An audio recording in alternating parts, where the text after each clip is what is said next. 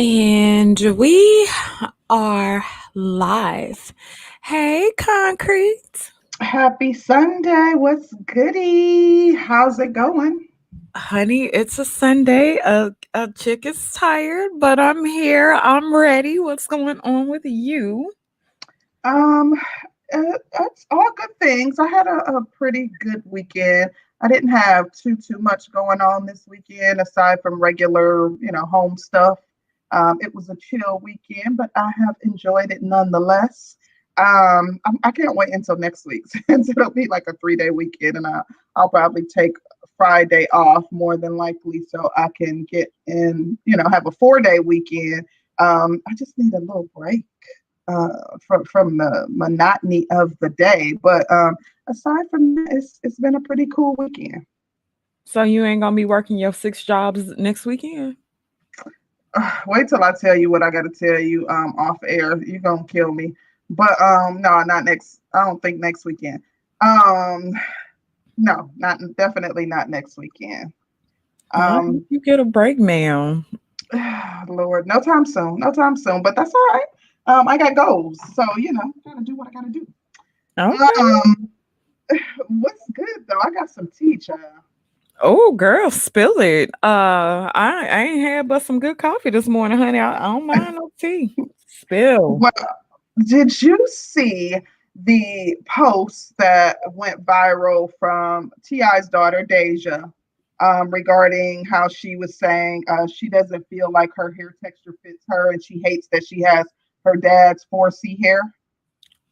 Oh, wow. No, I did not. Let me read what she said verbatim. She said, "I hate to say or admit it, but I'm so sad that I have my dad's hair texture. Sad because it's so much to deal with and manage. Ugh. Sad because I feel like it doesn't fit me, nor is this the texture that's appreciated or uplifted as much as other hair textures." So I've been seeing this post in several groups, and a lot of people dialoguing about it. Some grown women like agreeing that they also don't like their hair texture, but it took me back to the whole, women not liking themselves or hating their black women hating their features, and that is why they wear weave. And I'm like, you guys are really giving these men something to run with. Like, do you guys not know what you're doing? Because I saw her, like I said, grown women, which she's a young adult. She's what, 19, 20 years old. And, I get it. Like, you don't have the loose hair texture, the loose curl pattern, but I think it goes back to how men say they believe black women feel about their own hair, which is why they feel like black women don't wear weave for them. They wear it for themselves. And yeah, I just was like, dang, that's unfortunate. Okay, so speaking as a woman with natural hair, Mm-hmm. I would say that I have a cross between 3C, 4A, 4B, right? My hair Mm-hmm. is super thick. Yeah, very. When I did the big chop and I had the tiny fro, and then my fro grew, and my fro grew and grew and grew, and I had a really big fro, it was ridiculously hard to maintain and to keep up, because if you want your fro to look right, you have to twist it up just about every night or every other night, or A lot of your hair would be maintenance. like it would shrink up. Mm-hmm. Then finding products that are good for your hair, because everybody's hair isn't the same. Mm-hmm. Like my hair would just soak up whatever. If you put Yep. something in, it would just soak. It's Yep. done. It's a wrap. Um, Twisting it out every day. You get home, you have to come home, you have to comb that hair. And then if you have very, very thick hair, like my hair is very thick, to comb through it, to twist it out, Mm-hmm. that would take me like an hour and a half to almost 2 hours. And then not to mention the amount of products. I discovered something called Rasul clay, which Rasul clay was a godsend because it was cheap, but it Mm-hmm. left my hair very, very manageable. But until I discovered Rasul clay, it was the all kind of natural hair products, like all kinds, and then Hmm. finding like conditioner, shampoos, when to shampoo it. Wash day was a beast, because you're basically getting all kinds of things from your kitchen and you are blending and mixing it. Honey, So in other words, you can relate to Deja, and you don't see no, anything wrong with her.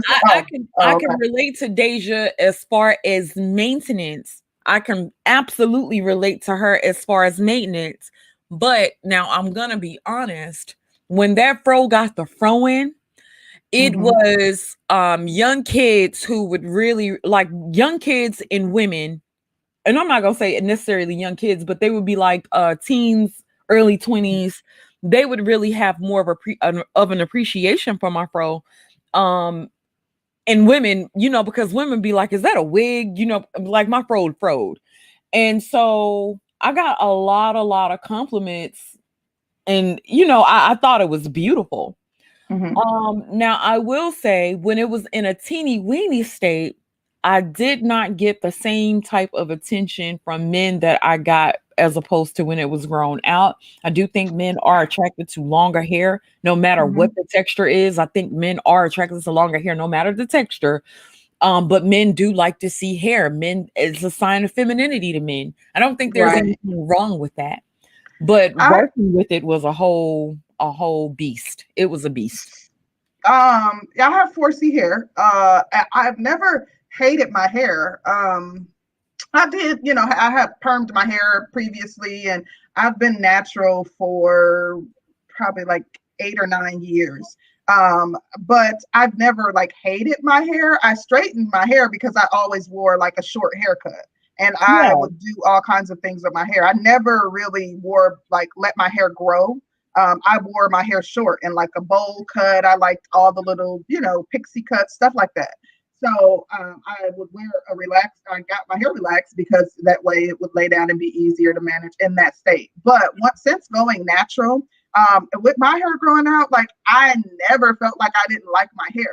I had a TWA, so it was like, but even with my TWA, I loved my curl pattern. That was my first time being able to see my curl pattern. Now, I agree with you that there's a lot of manipulation and a lot of like products and stuff you have, and it's trial and error when you have like a for anything texture hair.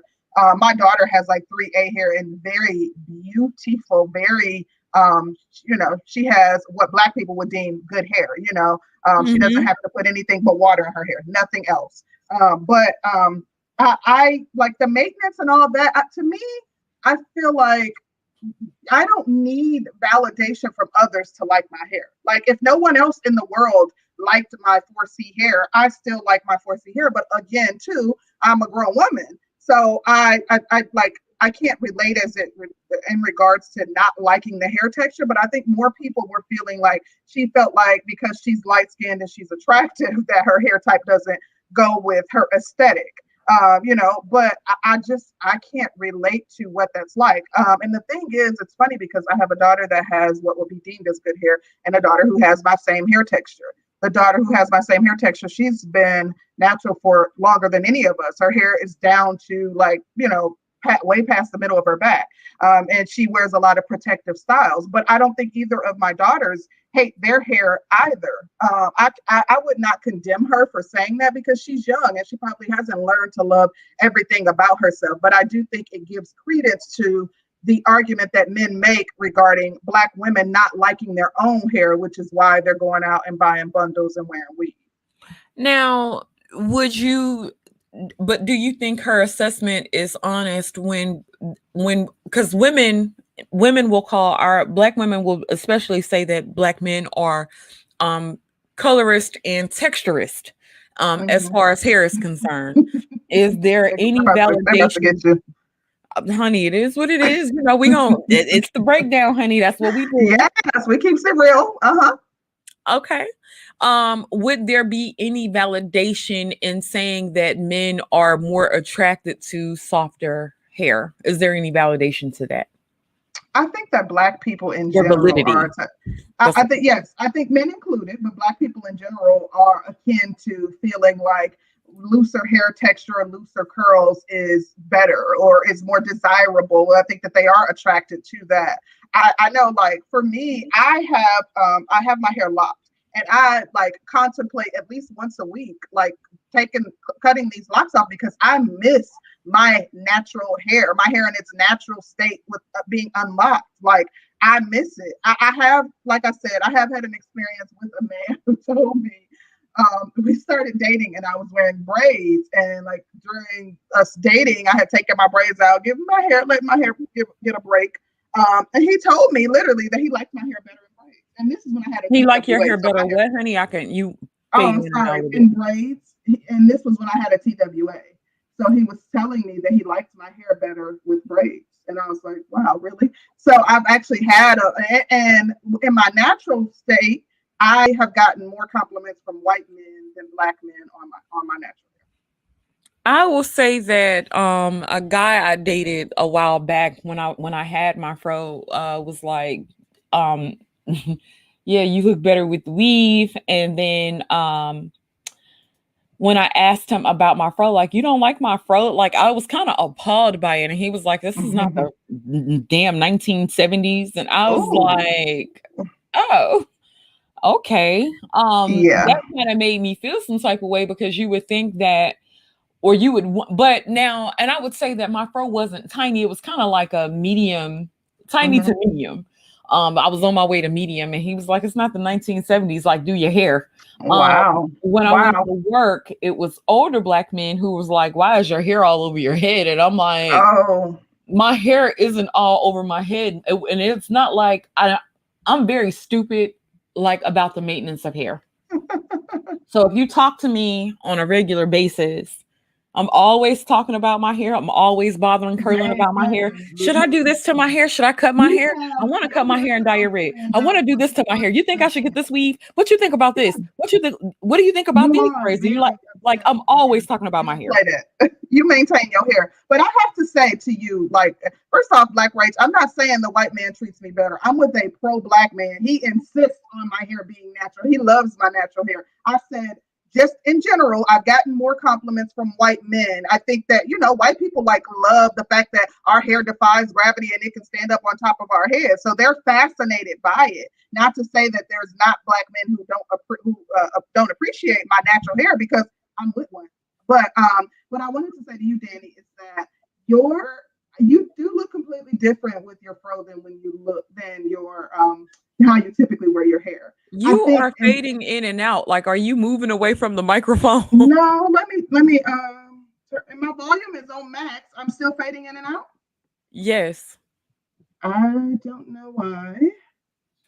Okay. Are you on the phone? No, I'm on my computer. And it's showing like every time I start to move my No, like I can hear you, but it just sounds like you're far away from the microphone.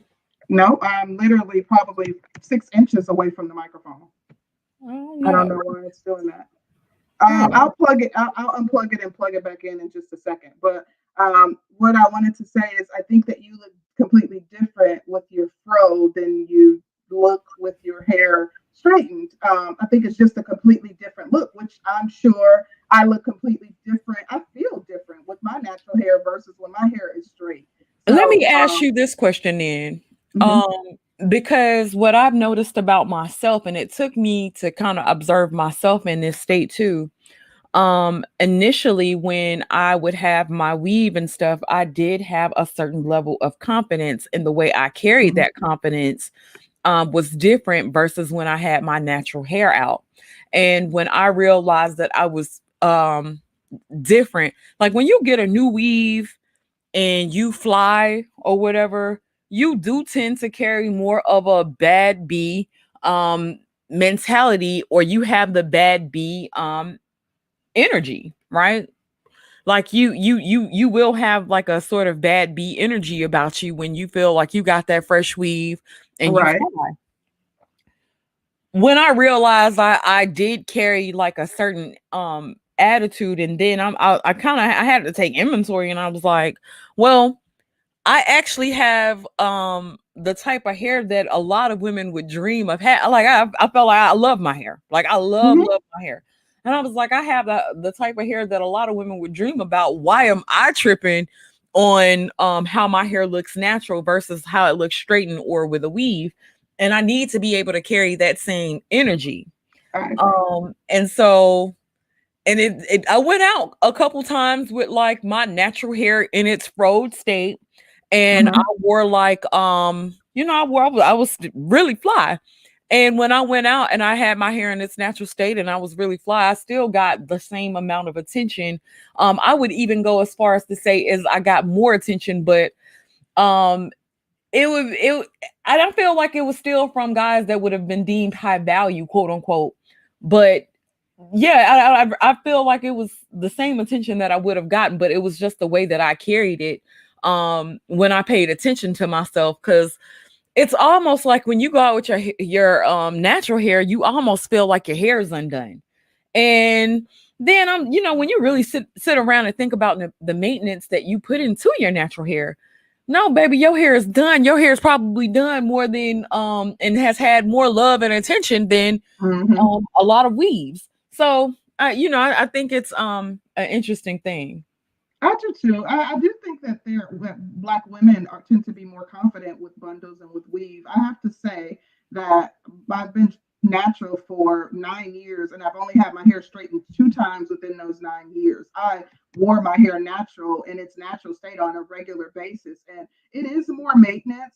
For me, typically, I would twist my hair up on a Sunday night and then wear it out. And like I could get 3 days out of a twist out though. I didn't have to retwist my hair every night, even though my hair was very 4C. Maybe I had just mastered the art of making my hairstyle stretch. I would have one day where it would be very defined, and then the next day it would be less defined, but I could put it in a puff. And then that night, then the following day, I would also wear it in a puff, and then I would retwist it that night. But it is more maintenance, but I absolutely love it. I fell in love with my natural hair, but I'm saying that specifically because I had a perm since a very young age. My mom, permed our hair when we were young. So I never had the opportunity to grow to love my natural hair. Like I thought, having a perm and having relaxed hair was, the way to do things. So as an adult, being able to have my hair in its natural state, and I just really embraced it. Like I said, I don't knock her.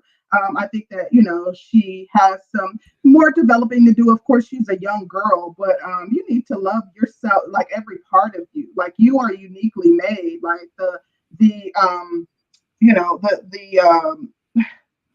whatever higher power you believe in created you to be uniquely you.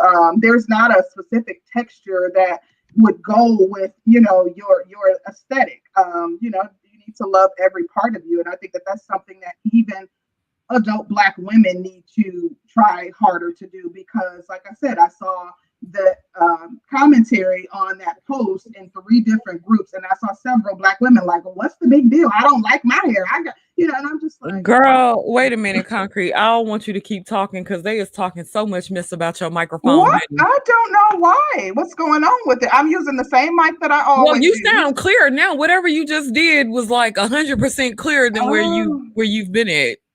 okay. Can you hear me now? I can hear you great right now. Whatever you're doing You right know now. what it was? I was sitting too close to the mic. I literally was leaning over my computer. Do you Okay, have the this knob mic. facing you? No, the knob facing me. No, the knob says it's on max.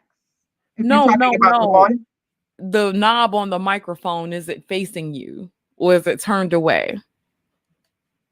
I don't know what knob you're referring to. You're talking about like the way The that I can volume on the adjust. mic. The Yeah, that's what I microphone. just said. It's on max. It's not. It's away from me.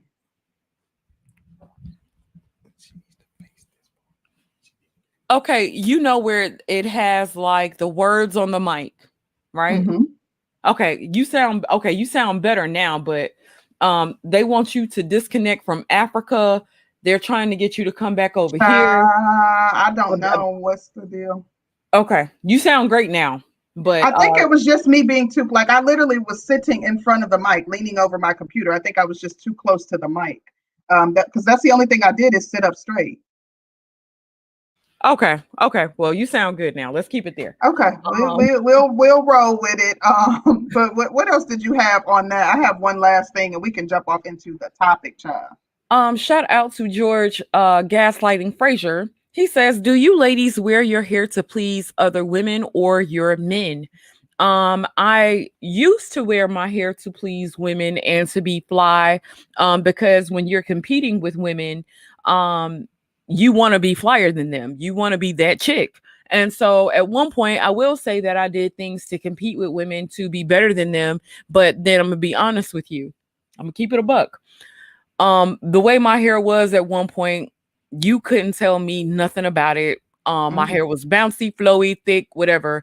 And I realized that I got more attention from men in my hair's natural, not necessarily in my hair's natural state, but wearing my real hair. I got way more attention from men than I and women. Men love real hair, men like real nice long hair. Or and I'm not even, like I said, it doesn't really matter the texture as long as it's got some length. So I'll say at this point now, of course, I do things to please my man, but my man does absolutely prefer my natural, real hair. Period. So I do things to please my man now, but at one point, it was I to don't know. compete. I'm sure at some point in time I was concerned about competing with other women, but for the most part, I always do like what I like with my hair. Like even when I think about the fact that I wear my hair in its natural state, typically prior to me having my hair locked, when I would go out, I went out with my friends and all of them had weave or had their hair straightened, and I would be the odd person out. I'm in a nightclub in Atlanta, so there aren't many women wearing their hair in its natural state, like a handful of us. So I've always done what I feel I like with my hair. However, I definitely take into consideration what my partner is attracted to. He hates weave with a passion, like absolutely hates it. He don't even like when I wear braids, which is why I rarely will even put braids in my hair. But sometimes I want to give my hair a break and or switch it up, so I will put braids, but I keep them in for a short period of time because I know he does not like weave. So I take what he likes into heavy consideration. Well, outstanding. Well, Concrete, what's your next subject, honey? One more quick one, and then we'll jump off into the topic. I wanted to know if you actually saw the clip that was going around regarding Ace Hood and his mom in reference to like the conversation they had about his wife and how she felt about him getting with and or marrying his wife.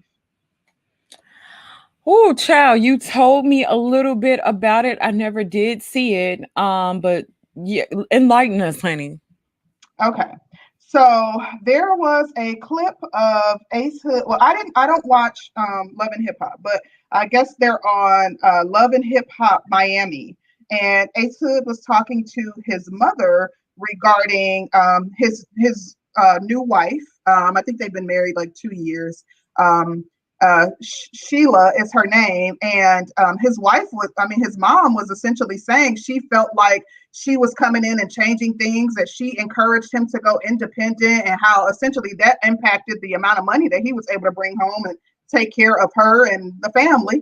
And also that she felt like the woman was essentially taking her place. And it made me think about like, emotional incest. And I know that that is a very taboo term, but it is a term that is used, and it's typically used when we talk about a parent and the child and how the dynamic will resemble that of a actual relationship, like as not a mother-son relationship, but like a partnership, as in a romantic relationship.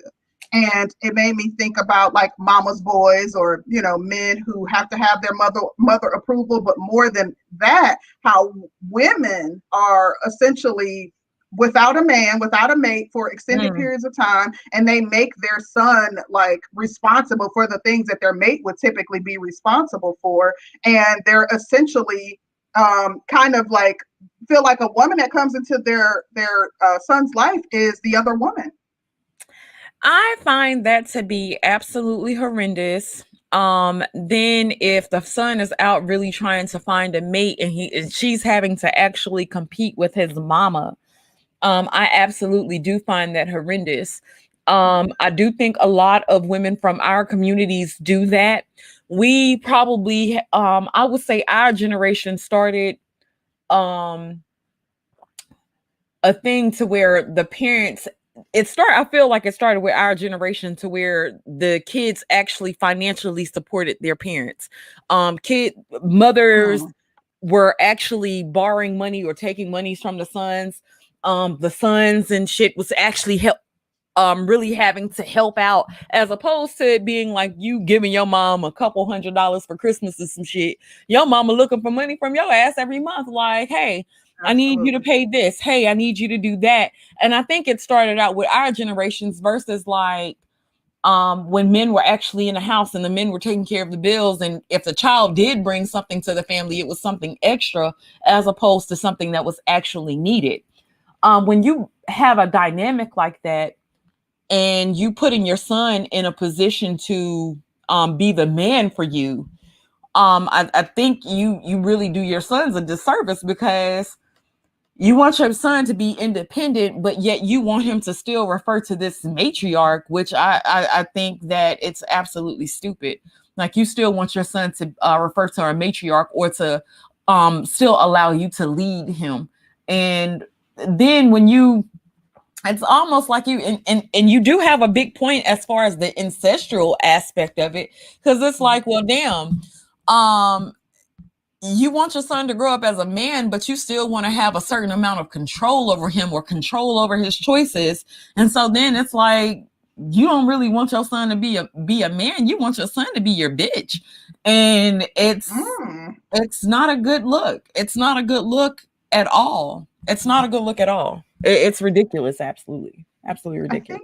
think that's interesting. I do think that it's detrimental. I think that to have that type of relationship with your son, where you're literally, and to be completely honest, this is not a foreign concept. I hear a lot of women complain about this, where you're injecting yourself in his relationship and causing division amongst him and his wife, the person that, and we're on the outside looking in, but from what I see, like, his wife seems to fully support him. Like, she seems to really love him. She does not seem like she has any malicious intent. She talks about how he's helped her.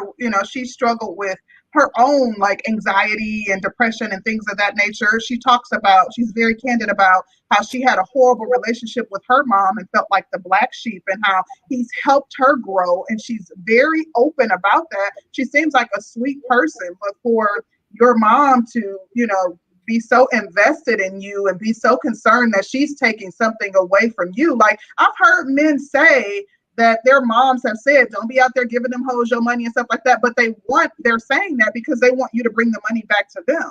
But I do feel like in the Black community, especially with people who have a child that becomes successful, you feel like that child owes it to you to take care of you for the rest of your days, and you feel threatened by anybody who becomes close to that child. It's similar to Kobe Bryant's wife and her mom. I would say that, okay, if my child was to become rich or whatever, I already have a man, so I wouldn't be looking for my child to necessarily take care of me. But with the love and respect that I've shown my son, I would expect a little something. But I'm not gonna be in my child's pocket every day. And people would say, you wrong for expecting, he doesn't owe you anything. He didn't ask to be here.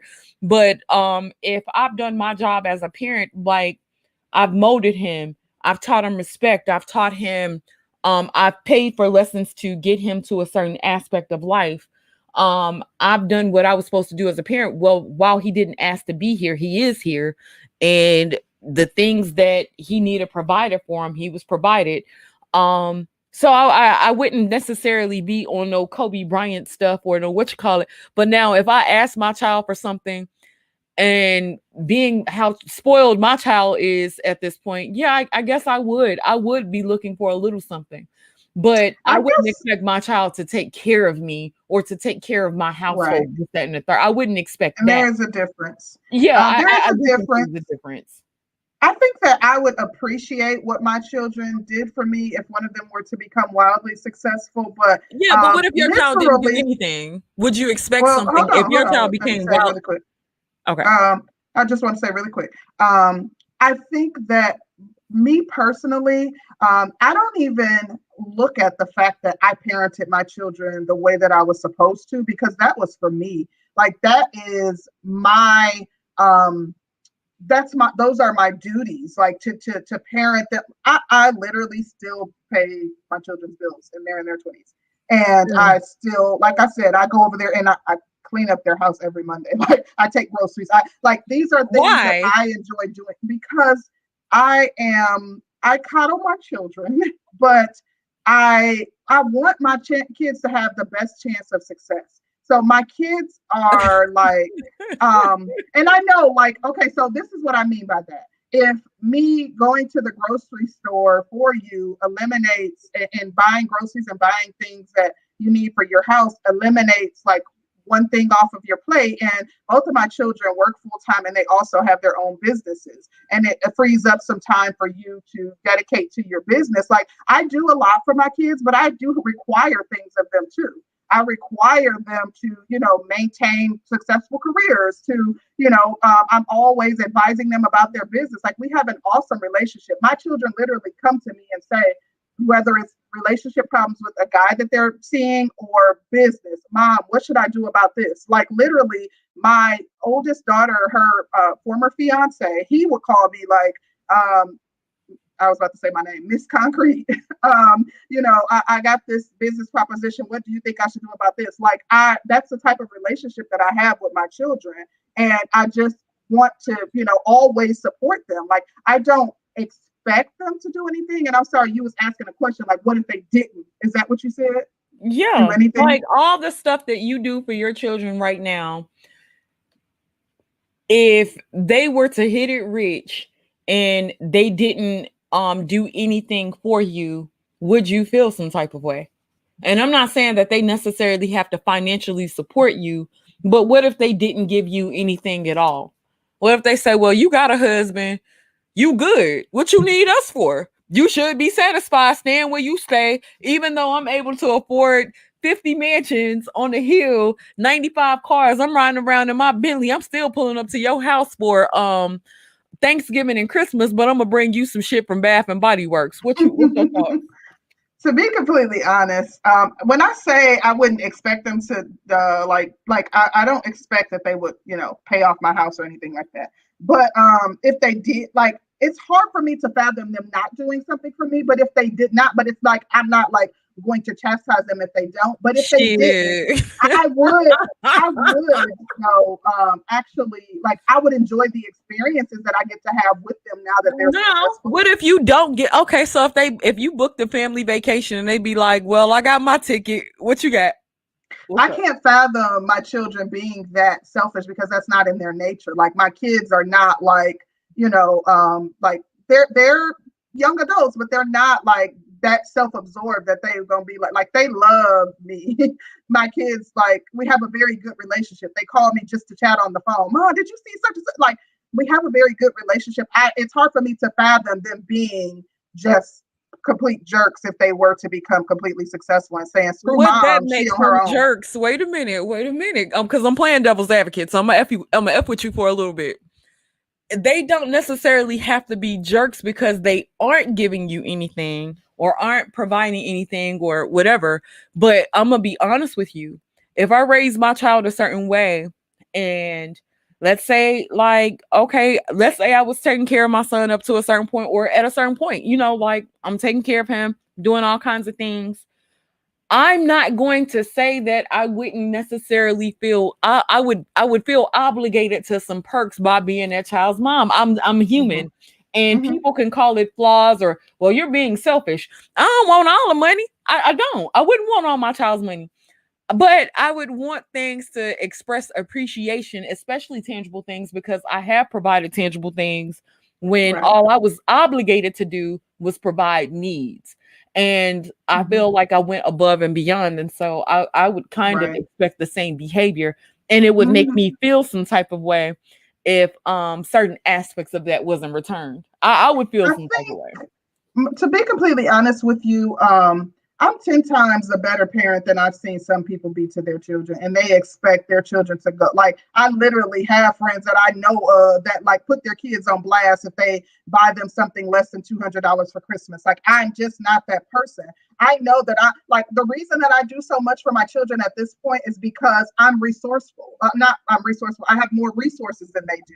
If the tables were turned where they then had more resources than I do, I can't see my children just being like, oh, mom is on her own. We're going on as many vacations. Like I said, I sent them to Miami for their birthdays. I didn't get to go. I've never been to Miami. Like I do nice things for my children because I want them to have nice experiences and enjoy nice things. We go to nice restaurants and they know, like anytime we go, I'll be like, okay, next weekend we're going here because there's always new nice restaurants popping up in Atlanta, and I treat them and I do nice things for them just because. I Instacart groceries over to their home just because, but my kids, to be completely honest, if they never did anything for me and they became successful, if the way that they can pay me back for being a good parent to them is being a good parent to the kids that they bring into this world.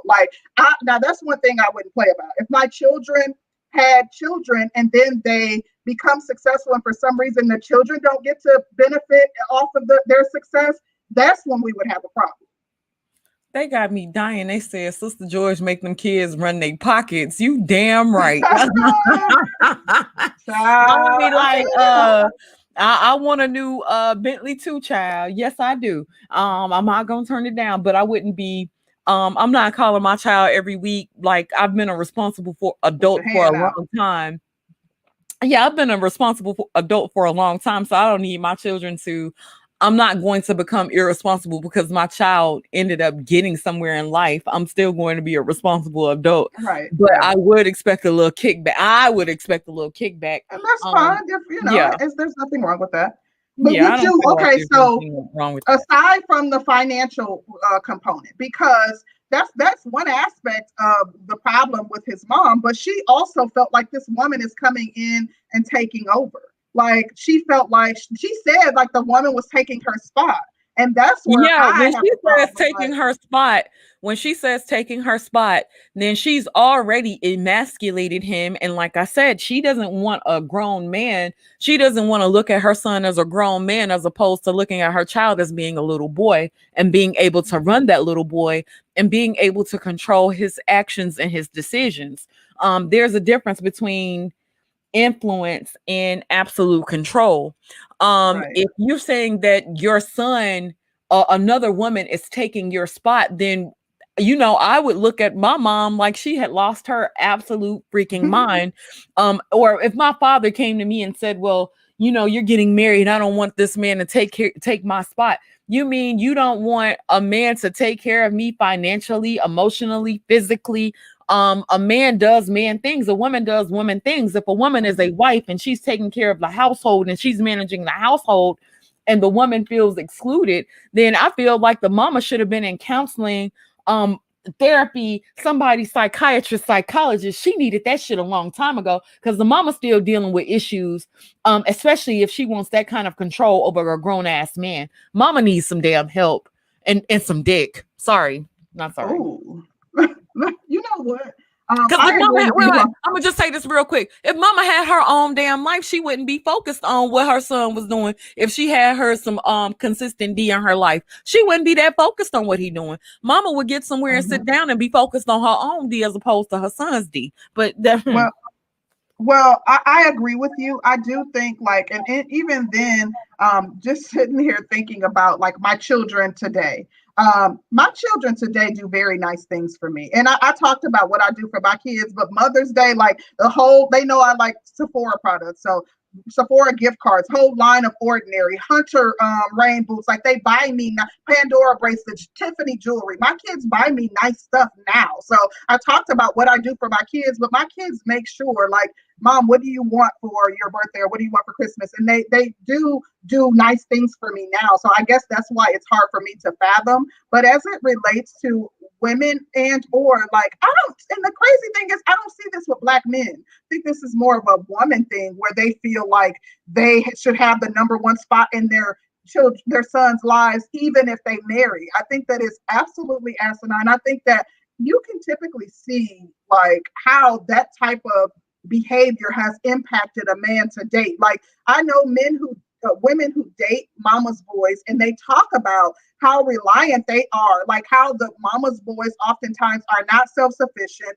Because mom has been the number one lady in their life, and literally, dang near, powdering their backs for them when they get out of the shower as a grown man. And it's just inappropriate, and it's you're causing trauma, and you don't even realize it. Shout out to Kit Clouds. He said men don't do this weird shit. Kit Clouds, I would actually have to agree. I think that is a problem with mothers, but it's interesting because that does translate into other cultures. I think if you talk to men that are Italian or Hispanic, especially with Italian men, their mothers really tend to be like hella involved in their lives and in their business. West Indian men too. Kit Clouds know it. West Indian moms. Let me tell you something. They can be worse than black moms. And not only that, like Middle Eastern moms, they worship their sons. Like they have like terms that they use regarding like golden penis, like that they say when they're talking about their sons. Like this isn't specific to African American community. You're right, Danny. Good point. Yeah. But are you ready to dive off into this topic, girl? I do have to first bring about something, but now if Concrete got something on this end, it's not on me, because I'm gonna let Concrete on out there by herself if she on this. If she on this. This conversation is not in reference to anything LGBTQIA. That wasn't the intention of this conversation. This conversation is not going in that direction, period. So before you guys, they're trying to say that we gay, Nope. No. Definitely not. That's not, that's not what we do. We don't attack. Yeah, we don't attack men's sexuality. So this conversation will be no different. Exactly. So we are not headed in that direction, period, point blank. But we did want to explore the relationship men have with each other versus what's encouraged with men, and how we see things. So yeah, that's where we're at with things. Renee, but many are though. Renee, we ain't talking about them. Come on over here, Renee. We're not about to play with you today. Renee, come on over here with us now. Come on. We're not doing it. Y'all. But yeah. So when we came up with this topic, that was definitely not the intention, but we did notice some things, and we thought it would be a interesting conversation to bring to the forefront, and hopefully you guys find it as interesting as well. So yeah, let's go. All right. So Ash L been in the chat popping mess talking about this conversation is weird when we were, and which I thought that it was a very good conversation and it was much needed when we talked about the emotional incest. I think that it was very appropriate. But Ash, we're glad that you're here. Hopefully we won't be doing too much trolling, but we shall see. So troll my ass off, honey. Okay, girl, well, Danny on troll mode. Huh? I said you on troll mode. Let's go. Let's get it. Concrete. Why black men love each other more than they love black women? Why? Well, first off, I think that girl, wait a minute now, Concrete. Come back to the mic, girl. I'm sitting in the same spot. Okay. Now you good. You good now. Come on. Lord. Okay. Let me push this back a little bit. Maybe that's part of the problem when I move. How is that? Great. Okay, good. I think that one of the reasons that we talk about the fact that black men love each other more than they love black women, and talking about the true meaning behind bros over hoes, is simply the fact that they have a bro code. They have a code that they live by, that they uphold each other's mess, that they, aren't telling certain things regarding game and putting women up on game. A code that they operate under in order to ensure that they have each other's back. It's like a blue wall of silence. I think that that's one signal that they love each other more than they love black women. What you think? Okay, I have an assortment of reasons. I feel like black men would love each other more than they would love black women is because men have a certain standard that men understand that women may not understand. You know how men will encourage you to bring a man that you're dating around other men so they can vet them is because men are able to see through men's bullshit better than women can see through a man's bullshit. Men when it comes down to a standard that a man has versus what a woman has, women don't hold men to the same standards that a man would hold another man to. And so for Really? me, in my opinion, Hmm. um a respect from a man is probably better than the respect of a woman because men know other men. Men are able to see other men in certain lights in different aspects. So I think one aspect of it is the respect of a man is probably more valuable than the respect from a woman because women Mm, don't have to go through the same things that men have to go through. And so that's a good one. I think that's a good one. I had not considered that, but the respect part, but the part about them like seeing through each other's BS and hope like holding each other more accountable. I don't know that I necessarily agree with that, but the respect of a man being more valuable than the respect of women, I do agree with that. That's a very good point. then I think that men feel like they can trust other men to be honest with them versus what they feel like women would tell them. You will hear a man tell another man, you can't expect a fish to teach you how to fish. Now I disagree with that to a certain degree because I feel like women know women more than men know women. But if you try to tell a man about a man always feels like will feel like you're being disingenuous, especially as it relates to this space. Men will feel like you're being disingenuous. You're not going to tell the whole story. They feel like they will actually get more from a man um, in that regard. I'm gonna read the super chat and then I want your Okay. response, and then I have Okay. a scenario for you that I was told. Okay. Shout out to Sun is Hot Ra. He says, "Why is it only mothers who believe that their children owe them, but fathers expect nothing from their children except to do better than them?" Son is hot raw. I don't think it's exclusive to the mothers. I think Kobe Bryant had parents. Kobe Bryant didn't just have a mama. His father was equally as complicit in wanting um some His resources. yeah. So yeah, that part. But thank you so I much for think that. I think we see it more often with women. Absolutely. Like I won't deny that we see it more often with women, but I do think that there are fathers who also do expect something once their kids become successful. I think a lot of women do though. Like you pour your heart and your soul into raising your child. Like literally, some women literally live vicariously through their kids, and they're like, I didn't make it, but I'm going to be a football mom, have my child in little league from the time he's 3, sacrificing things that I would want for myself to pay these football fees, sleeping with the football coaches and all that, whatever I got to do to get my son some playtime. So yeah, some women do feel like, all right, son, you old.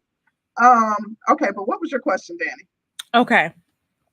So I've talked to a guy, and this guy told me, like as a scenario, as in going out, he said, I would rather buy a man a drink than a woman buying a woman a drink if I went out. Mm, And I was like, you would rather buy a man a drink, like a man that can provide for himself versus a Southern belle or an attractive woman. And he right. said, well, he said that a man would be able to put him in better positioning. Like if he met a man and he could network with this man, he would be able to network with this man. The man could introduce him to certain contacts. Um, Women can a network man too. has let me finish my point. He said a Mhm. man has more power. So he said he would rather strike up a conversation with the man versus the woman. And he said the woman, if she's an attractive woman, then she's got men that's orbiting around her. Plenty of men that will buy her drinks. 9 times out of 10, she doesn't really have shit to talk about like this man would have to talk about. And he said that he could get more out of a man than what he could get out of a woman. And I wanted to know, what were your thoughts on that? Because I found that to be very intriguing. I was kind of floored by Um, it. I've never heard anybody say that. I do find it I find it interesting, I'll say. I do think that you can network with women as well. There are tons of successful women who also, have built networks and would be a good resource as well. I do think most women will think that you're hitting on them if you buy them a drink. So you would have to do more work maybe to get her to put her guard down. I know personally when I think about my fiance, like I can't see him. I think if he were to buy someone a drink, to send a drink over, maybe like someone, he dropped his wallet on entering into a restaurant and the lady was like, oh, you dropped your wallet, and gave it to him, and he like bought a drink for her, even if he were single. Like he does things without expectation. So I think it's the expectation of where that will lead. If you do something nice, i.e. buy someone a drink, i.e., hold the door open, whatever it is, and you're, if you're expecting something in return, you're not, if you're not expecting something in return, you're not let down because you weren't expecting something in return in the first place. I do think it's very interesting. I've never heard anyone say that. I think it's an interesting approach. It's not right, not wrong, just interesting. Now I've heard of chicks, and just to give you a little scenario, or to give you ladies that's still out in the world some game, just a smidge. If you send a bottle over to, let's say, a rich guy's VIP or some shit like that, that guy is liable to buy drinks all night because women don't typically do that. And then I think with men, even in that aspect, if you send a bottle over to a guy's table, and you're trying to do business and network, and you actually invest in that, then I think it's a sign of investing, or somebody that's really trying to do business as opposed to playing and stuff.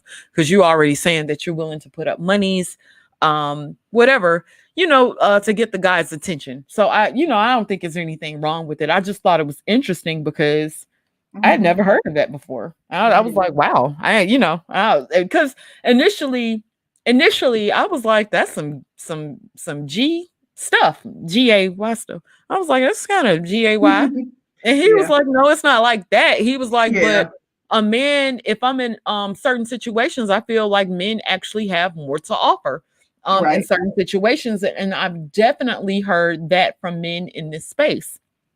But Um, don't you think most men would take it kind of, they might find it weird? Like, okay, most black men, maybe white men do this, or maybe like men of other races, but I think most black men, I wonder how you guys would take it if a random man sent you a drink. Like, I don't know how they would take that. But go ahead, I'm sorry.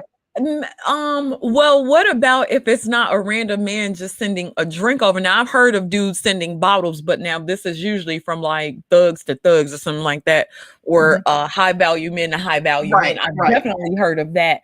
Oh, But yeah. like sending a drink down the bar is some flirtatious shit. But if you and a guy standing there and you know that this guy is that guy, and you like, Hmm. oh, what's up, homie? Let me get you a drink. I don't think that that's weird, and I feel like we kind of put a Yeah. stigma. It depends on how that's set up. You Right, and like, I that's think why it I asked depends the on how that's set up. men what they would think. But I think you bring up a good point. I think if two guys are standing at the bar and or sitting next to each other, and they spark up a conversation, and another guy's like, "Let me buy, the next round is on me. Let me buy that for you," and some dialogue has occurred, then Yeah. that's probably more normal. But I've just never heard it. Oh, it's interesting. Okay. Shout out to my brother, the Roger Report 3. He says men aren't supposed to love 304s. If most of the women would stop being 304s, I'm sure most women could get a man to love them. Men aren't worried about how 304s feel about this. That's a pointless endeavor. Mm, Roger, it would be a difference if we were talking about 304s over women, but there's something else that I do want to get to, but I'm gonna let you yeah, get. I wanted to. Yeah, let me. I'm trying to jump in there. I do. Thank you, Danny, for highlighting that. I think we just played off of the cliche when we said the true meaning behind bros over hoes, but we are talking about black men loving each other more than they love black women, and clearly, myself and Danny are coming from two different angles. But I think that's good because she's bringing up stuff that I had not even considered. But I do want to say that part of the reason why I think part of the claim supports that I have that men love each other more than they love Black women is because some men seem to enjoy the strife and division that is caused right now. Like some men seem to relish in our current climate and Facts. men and women being at odds. Like they are making a buck off of it. They Facts. seem to not want it to end. They seem to be instigating and trying to find ways to keep it going. And that's one of the reasons why I said I believe Black men love each other than they love Black women. But another reason is just simply the most simplest reason is that men seem to prefer spending time with each other over spending time with their woman, whether it be at a cigar lounge, whether it be playing pool, whether it be playing video games. A lot of men seem to, it's like, pulling teeth to get them to want to spend time with their lady, but they would much rather hang out with the boys and, just kind of like be around people with the same interests that they have. So that was another reason. And then go ahead, Danny. Um, okay. Do you think that men still do things to attract women? You remember at one point a man was getting rims on his car. He was buying up the Gucci store. He had a fresh cut every week. Do you feel like men still do those things to attract women, or are those things to impress other men? Um, and I'm sorry, I moved, so my apologies. I feel like I got to sit still like a mannequin. But I think that I don't know if I don't know that that's to impress women. I think like the rims, like buying the latest Jordans, but I think that that is like their hobby, their whatever they are interested in.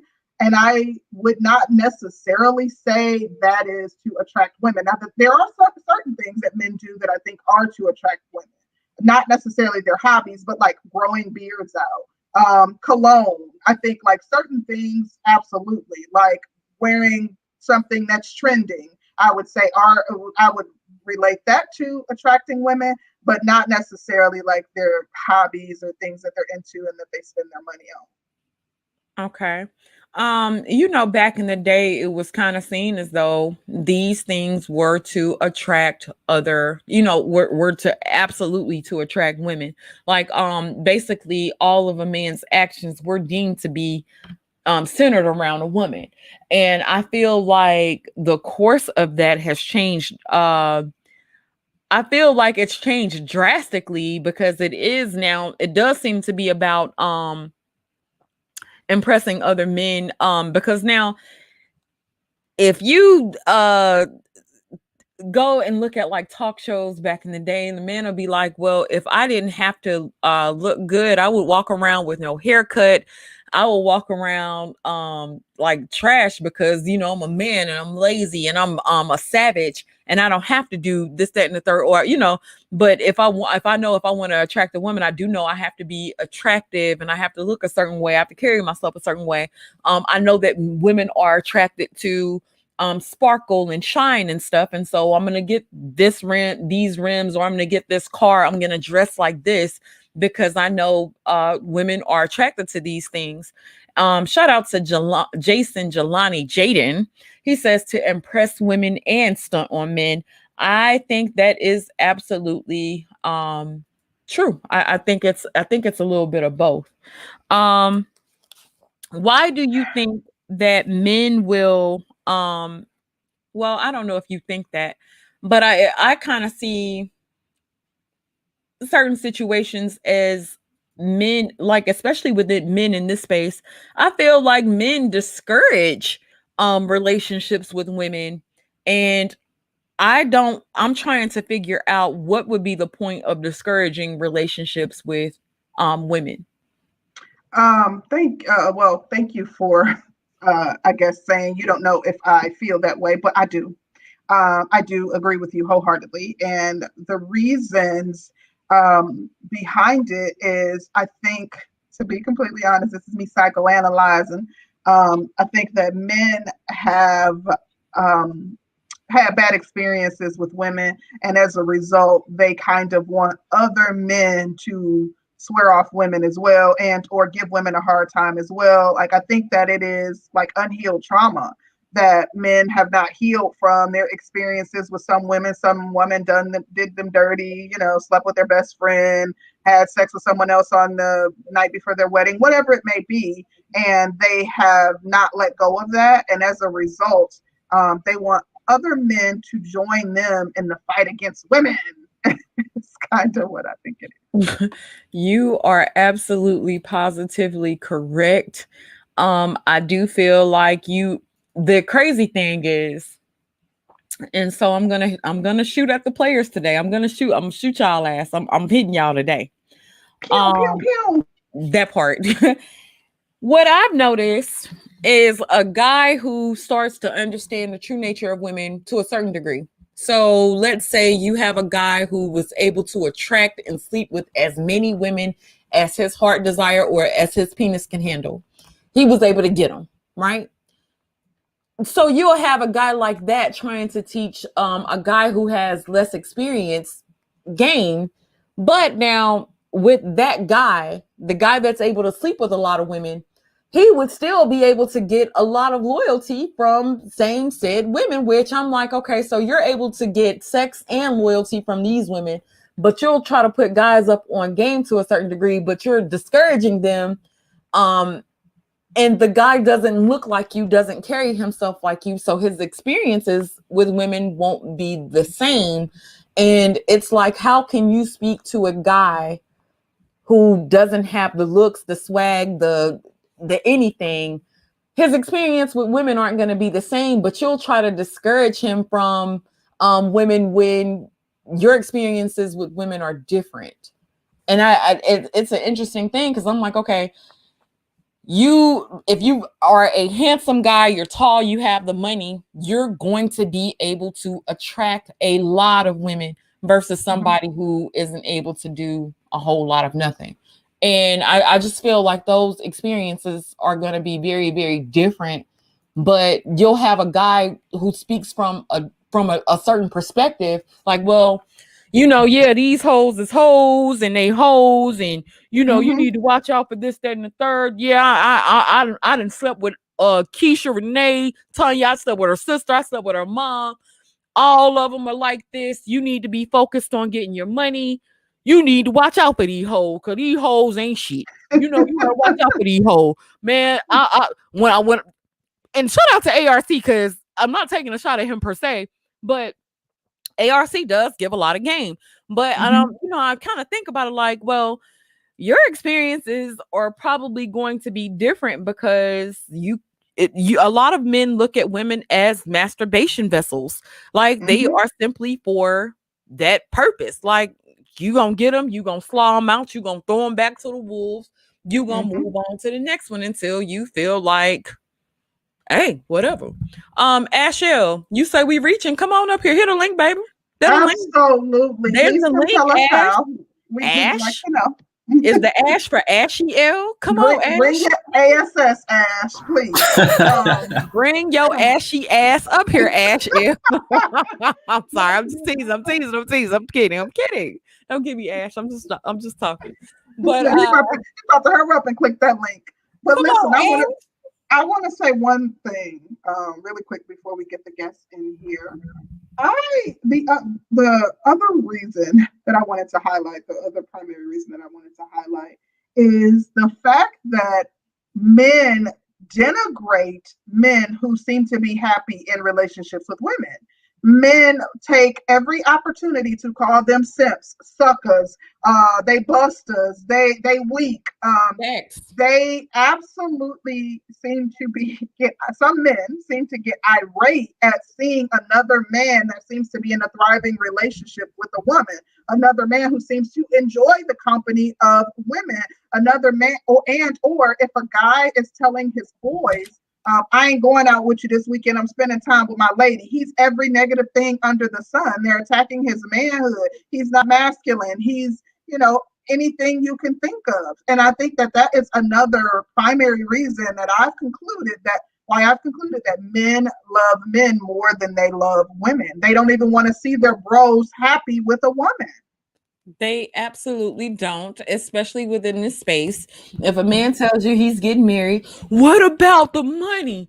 The money, the money. That means she Exactly. gonna take you to court and she gonna get thank you for alimony everything you and got. she gonna leave you with a Yep. pair of drawers and a Capri Sun. You What already know about this that? whole Walmart paycheck going to her, bro. You gonna have to pick up an extra job. Like she just out to get what you got. And you know, all of the misnomers. Like they start with all the misnomers and all the myths and reasons as to why it won't work. So I just find that absolutely absurd. And yeah, it's a reason why I think Black men love each other more than they love Black women.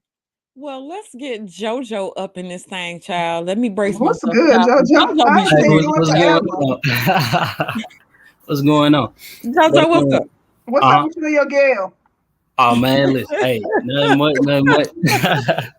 But no, I think it's just to keep it 150,000. Like I do think on both sides, you got a whole bunch of, you know what I mean, infighting and stuff like that, and you do have, you know what I mean, some girls and some dudes who kind of want to sabotage it for the other person. But with that being said, is this you got to look at it like this. Now you see all the little fighting going on, this that on the internet or whatever. But let's take it to when you go in the store and stuff like that. How many times you go in the store and you will see a group of girls walking and you will see a group of dudes walking, but you never see in our community that many couples walking. I think it's just at a point now, like, you know what I mean? You will hope that it gets better, but you just look at it. It's just too much. I don't even want to say animosity because it's just too much. It's kind of like anti-socialism if you think about it like that. You just don't see people interacting how they used to. Everybody glued to the phone and, you know what I mean, just not paying attention to what's going on in real life. And then on top of that, you got to think about how people dating nowadays. Now, you know, y'all know I was old school with it, you know what I'm saying, with school, my girl and stuff like that. But when I talk to my homeboys and stuff like that, these niggas say, oh, I was on such and such and I seen this girl on such and such. We supposed to link up this, that. And my homeboy Jordan, hey nigga, if you listening, I love you, but you know I gotta say it, bro. But I was talking to him about this like 2-3 weeks ago. You know, he want to find him a girl to be serious with and stuff. But I told him, I'm like, nigga, you are not gonna find you no girl you can take for real on like a dating thing, bro. That shit is. I told him, I'm like, bro, imagine how many dudes he talking to besides just you. I was like, if you not even looking for no girl to be serious with in the first place, how you expect to find it? You know what I mean? And this nigga think, oh, I'm gonna just, when I go somewhere, I'm gonna just catch it, this, that. But I told him, I'm like, bro, you doing everything the exact opposite of what you should be trying to do to find a decent girl. I told him, I'm like, you're not gonna find no decent girl going to no goddamn club at 12 o'clock, 1 o'clock in the morning. It don't work like that.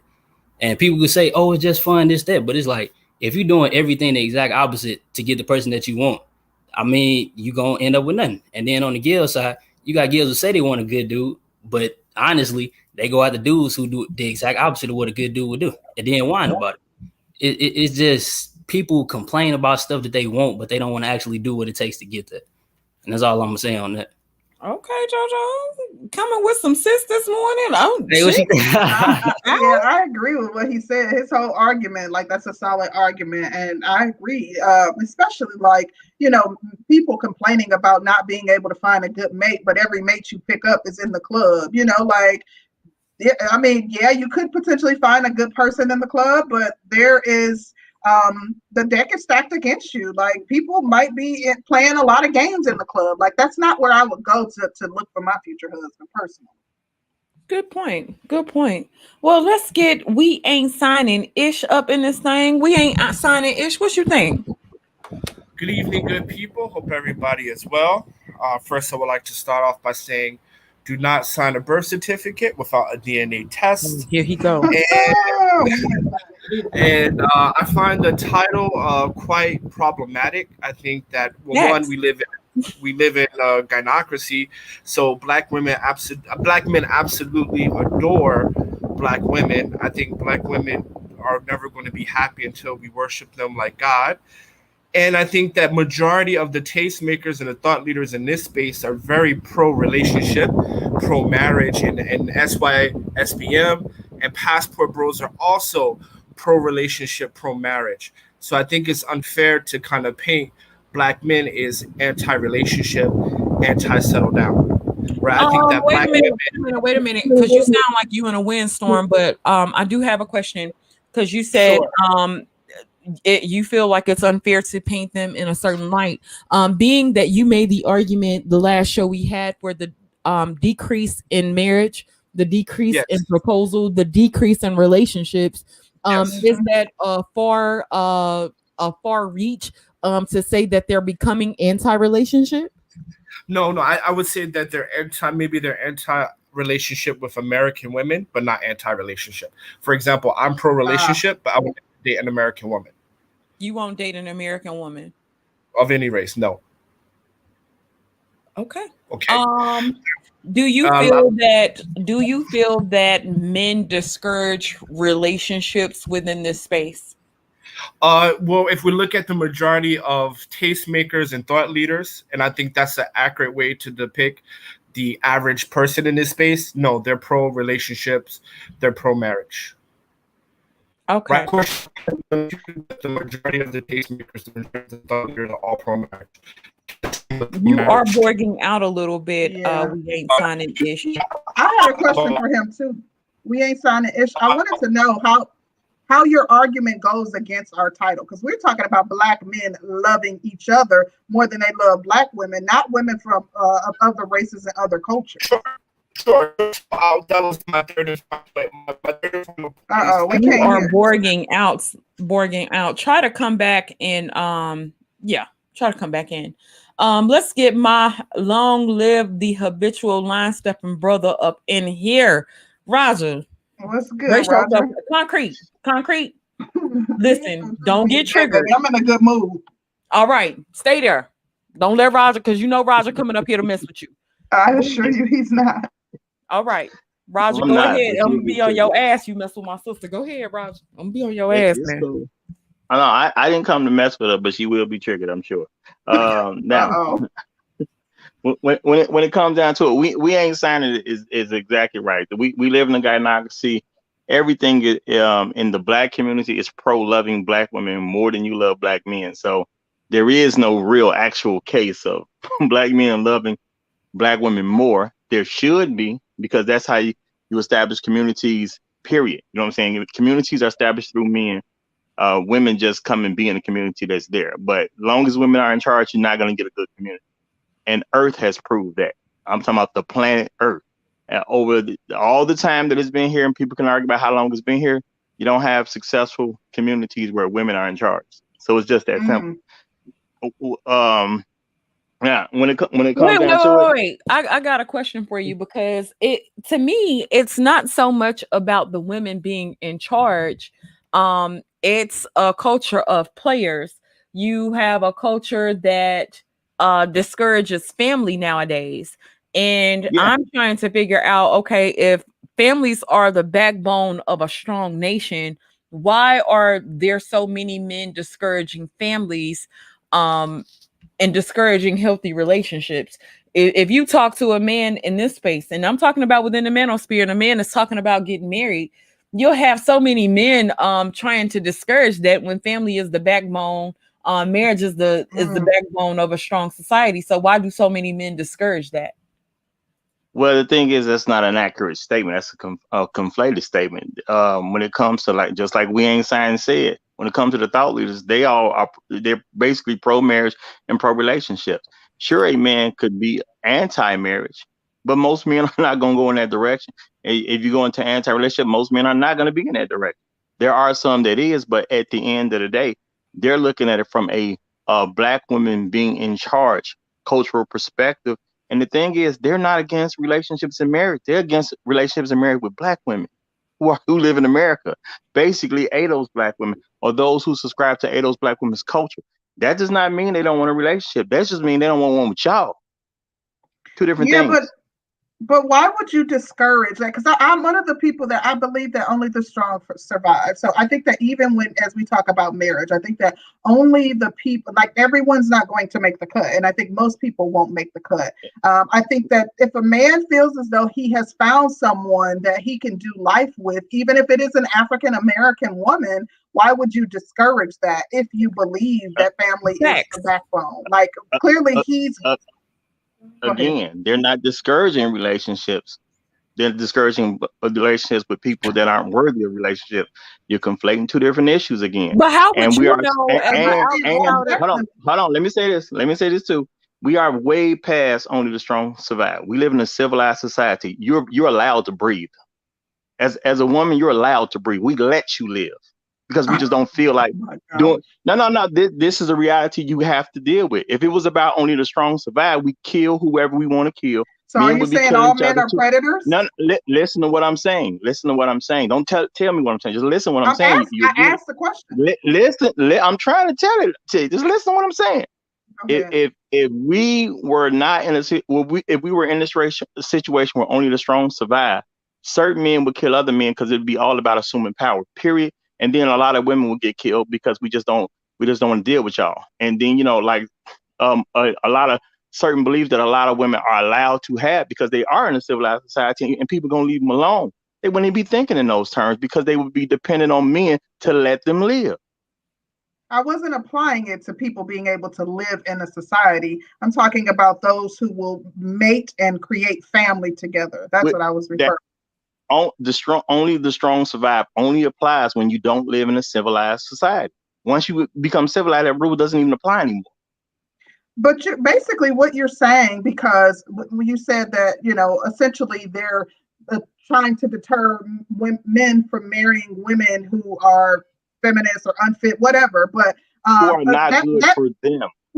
Okay, so in that case, you're assuming that all Black women aren't good. You would simply be applying. I'm not been made no assumption. And if someone's assuming all, they have to use the word all. That's proper English. If someone's making a general statement, it does not include all. That's just 3rd and 4th grade English. Everyone should know this already.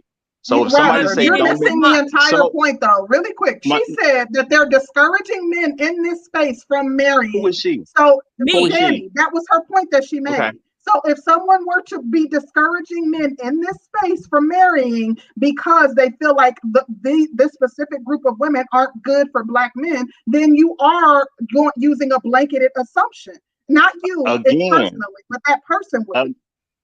Again, all the thought leaders in the space are fine with relationships. Most of the people who are actual content creators and do stuff on a regular basis, those are not anti-relationship people. The only people that's really anti-relationship but let's keep it a buck. Let's keep it a buck. I'm not going to say all the thought leaders in this space are pro-relationship because that would be not true. That wouldn't be not true at all. You do have some men that discourage relationships or don't date whatever woman, don't date an American woman. And so then I'm sitting there and I'm saying to myself, okay, don't get me wrong. We do have a certain culture of our women that is absolutely positively messed up. I agree.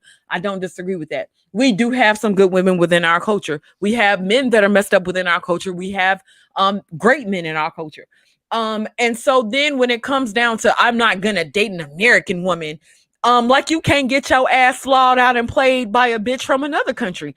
Does that make sense? And the logic, let me finish my point. The logic behind that is, well, I'm not gonna date an American woman because American women are like this, that, and the third. You don't know all American women. And it would be like a divestment chick saying that she's not going to date Black men because all of Black men are like this, that, and the third. And y'all say that those women sound crazy. I think y'all sound equally as crazy when y'all come up with talking points. Well, I'm not going to date an American woman. What? Why? But you would go, you would still go and get your ass played overseas like it doesn't happen. Like, stop. I would like to respond. Okay. Well, hold on one second. Because at the end of the day, that you're talking about very specific groups of people. And that's really Shah said passport bros that deal with that type of stuff, or SYSBM, who are still not anti-relationship. They're looking at probabilities. If I deal with an American Black woman, my probability of having a good relationship is a lot lower than if I go with someone else with a different culture. This is the thing, though, Roger. You do have men in this space that actually discourage relationships. You will have a man who will sit here and tell you, let me finish. Let me just say this. You'll have a man that will sit here and tell you, well, yeah, I can go out. I can fuck 5 bitches a night if I wanted to. I can go eat where I want to. I don't have to deal with no nagging. I don't have to deal with her being on her period. I don't have to deal with her acting like a bitch whenever she wants to. I don't have to listen to her tell me about her goings on at work. I can just be free. I could do whatever it is I want to do. I can go wherever I want to go, whatever. And men tend to co-sign this shit. Y'all talking like Ramil, Marco, y'all talking like these men would be pro relationships when these men are some of the biggest thought. And I'm not, maybe not Marco, but Ramil is one of the biggest thought leaders in this space, and a lot of dudes follow him. So let's keep it a buck. Y'all follow behind me. Okay, I am keeping it a buck. Ramil is one person. I don't even know who Marco is, so can't even speak on him. I have no clue who that person is. But when it comes down to it, you're describing a whole problem, not a man problem. If the man says I don't have to do this as far as a relationship is concerned, and I can go out and still be with all these hoes and still get all the sex I want, you're describing a whole problem, not a man problem. The man don't have a problem. He said,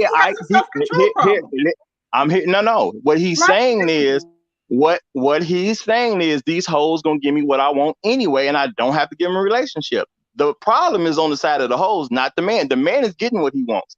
The hoes may not get what they want because maybe them hoes want a relationship, but they gotta learn to stop being hoes. He don't have the problem. She does. That mindset too, Danny. Yes. But the point is, it's not his relationship problem. Though. The hypocritical shit is if these men could actually find worthy women of being in relationship, or a woman that actually wants their ass, they would actually go. That's true. Wants to be in relationships with a worthy woman. So it gets to a point. It's like, how are you? Let me finish my point. Y'all will sit over here and discourage relationships because you can't find one. But if a man is telling you that he can find an American woman and she's this, that, and the third, y'all, well, she gonna take you for all your money. You see what happened to Dale Curry? Steph is next. You see what's happening with da-da-da-da-da. You see how you see all of them falling. I mean, y'all sound crazy as shit. Actually, saying what happened to Dale is just facing reality. So Steph Curry might be next. Facing reality. No. Let's keep it a buck. Let's keep it a buck, Roger. First of all, Dale Curry was married for 33 freaking years. Exactly. And he's still getting a divorce. Yeah, Roger, divorce happens every day, B. What are you talking about? Okay, so that's facing the reality that the man's getting a divorce. I didn't say whether it was good or bad. I'm saying that's facing reality. He is getting a divorce. That's the reality. Again, when it comes to Steph, but what was also a reality, a reality was that man was in a relationship with the same woman for 33 entire fucking years, 33 whole years. And who's been telling that man to leave his wife? We don't know nobody who's been telling him to leave his wife. Y'all would. Y'all in this space would. Ramil, it's plenty of ass today, Ramil. Ramil, pull up on me, Ramil. Okay, in real life, there's plenty of men in relationships in this space, and there's married men, and we don't dump on those guys because they're married. Do you feel like y'all? Yeah, right. I'm in front of a witness right now where everybody dumped on him because, well, she's a single mother. She's not gonna be shit. She's a hoe. She's this. She's a single mother. Did you know she was a single mother? Guess what? She's a single mother. Like, what the fuck? Okay, yeah. We both have one child.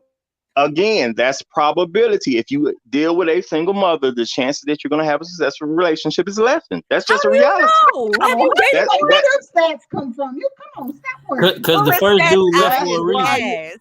The first dude. No, I'm gonna say it like this. Let me say this real quick. If you wasn't a single mother, it wouldn't be true. The fact that there's single mothers is saying that it's true. If they were married, they wouldn't be single mothers. Everybody on the panel. If they were married, they wouldn't be single mothers. I'm married and a single mother now. No. This ain't about y'all. The point is, if they were married, they wouldn't be single mothers. That's the point. So they're not having the successful relationship that they wanted to have. So at the end of the day, the numbers show it wasn't successful, and that's not the end of the world. but let's not make it to be something that it's not. At the end of the day, had an unsuccessful relationship. Everybody. I didn't say nobody did. Y'all are trying. Y'all trying to pick at every single thing. Because that's a false narrative that you paint. No. It's not proof that what I'm saying is, you don't want it again, bro. Y'all keep stepping in on every time I try to say something to try to pick something apart. The whole point is, men. If men have relationships, other men are fine with that. We're absolutely fine with that. No, y'all not. Y'all fucking haters. But the whole thing is men check other men for complaining about dumb relationships that they've been in, just like people went at PJ Washington for messing with Brittany Winter. We already knew she was a hoe. Now, PJ, nobody was a fucking idiot because Brittany Renner put it out herself. Look, I'm a big old hoe. Exactly. I'm the host of the hoes. You ain't gonna out me. And you know what PJ said? PJ said, I'm gonna take the risk. PJ said, I'm going. Right. Y'all can't blame women for that. But and that's what I'm saying. And the whole point is nobody's defending PJ. We just like PJ, you an idiot. Simple as that. It is what it is. You an idiot.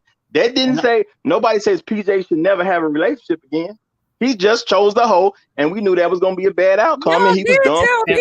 Y'all would tell PJ. Y'all would sit over here and talk about Jeff Bezos like y'all got that money. Y'all would be like, if I was Jeff Bezos, it's fuck these bitches. A bitch like 70 billion. Oh my god. Let me throw this in real quick. Let me throw this in real quick. This is the thing. I'm gonna tell you how dudes look at it. I'm keeping 150,000. This is the thing. When dudes look at things a certain way, and especially about girls, like, okay, for example, if a girl tell you she had let's say you meet a bride, you get to talk to her, this, that, and it's been like 2 months or whatever, and you ask, for example, how many people you've been with or how many partners you had, she say, oh, I had a one night stand. You will always look at that girl different. You might not try to shame her about it, but you in the back of your mind be like, if she did this with one dude, she might have did this with 20 dudes. Why should I take her serious? Here go one more. If a girl have kids, right, and she let's say you just meet and you get to talk to her for a couple months, and she all of a sudden, oh, the dude I had kids with ain't nothing. He ain't this. He a bad dude. This, that. A dude in the back of his mind gonna be like, yeah, this might be a bad idea. She had kids with a dude who's a terrible dude, but she got me going through all these hoops. That's I'm just keeping it 100,000. That's how dudes look at it.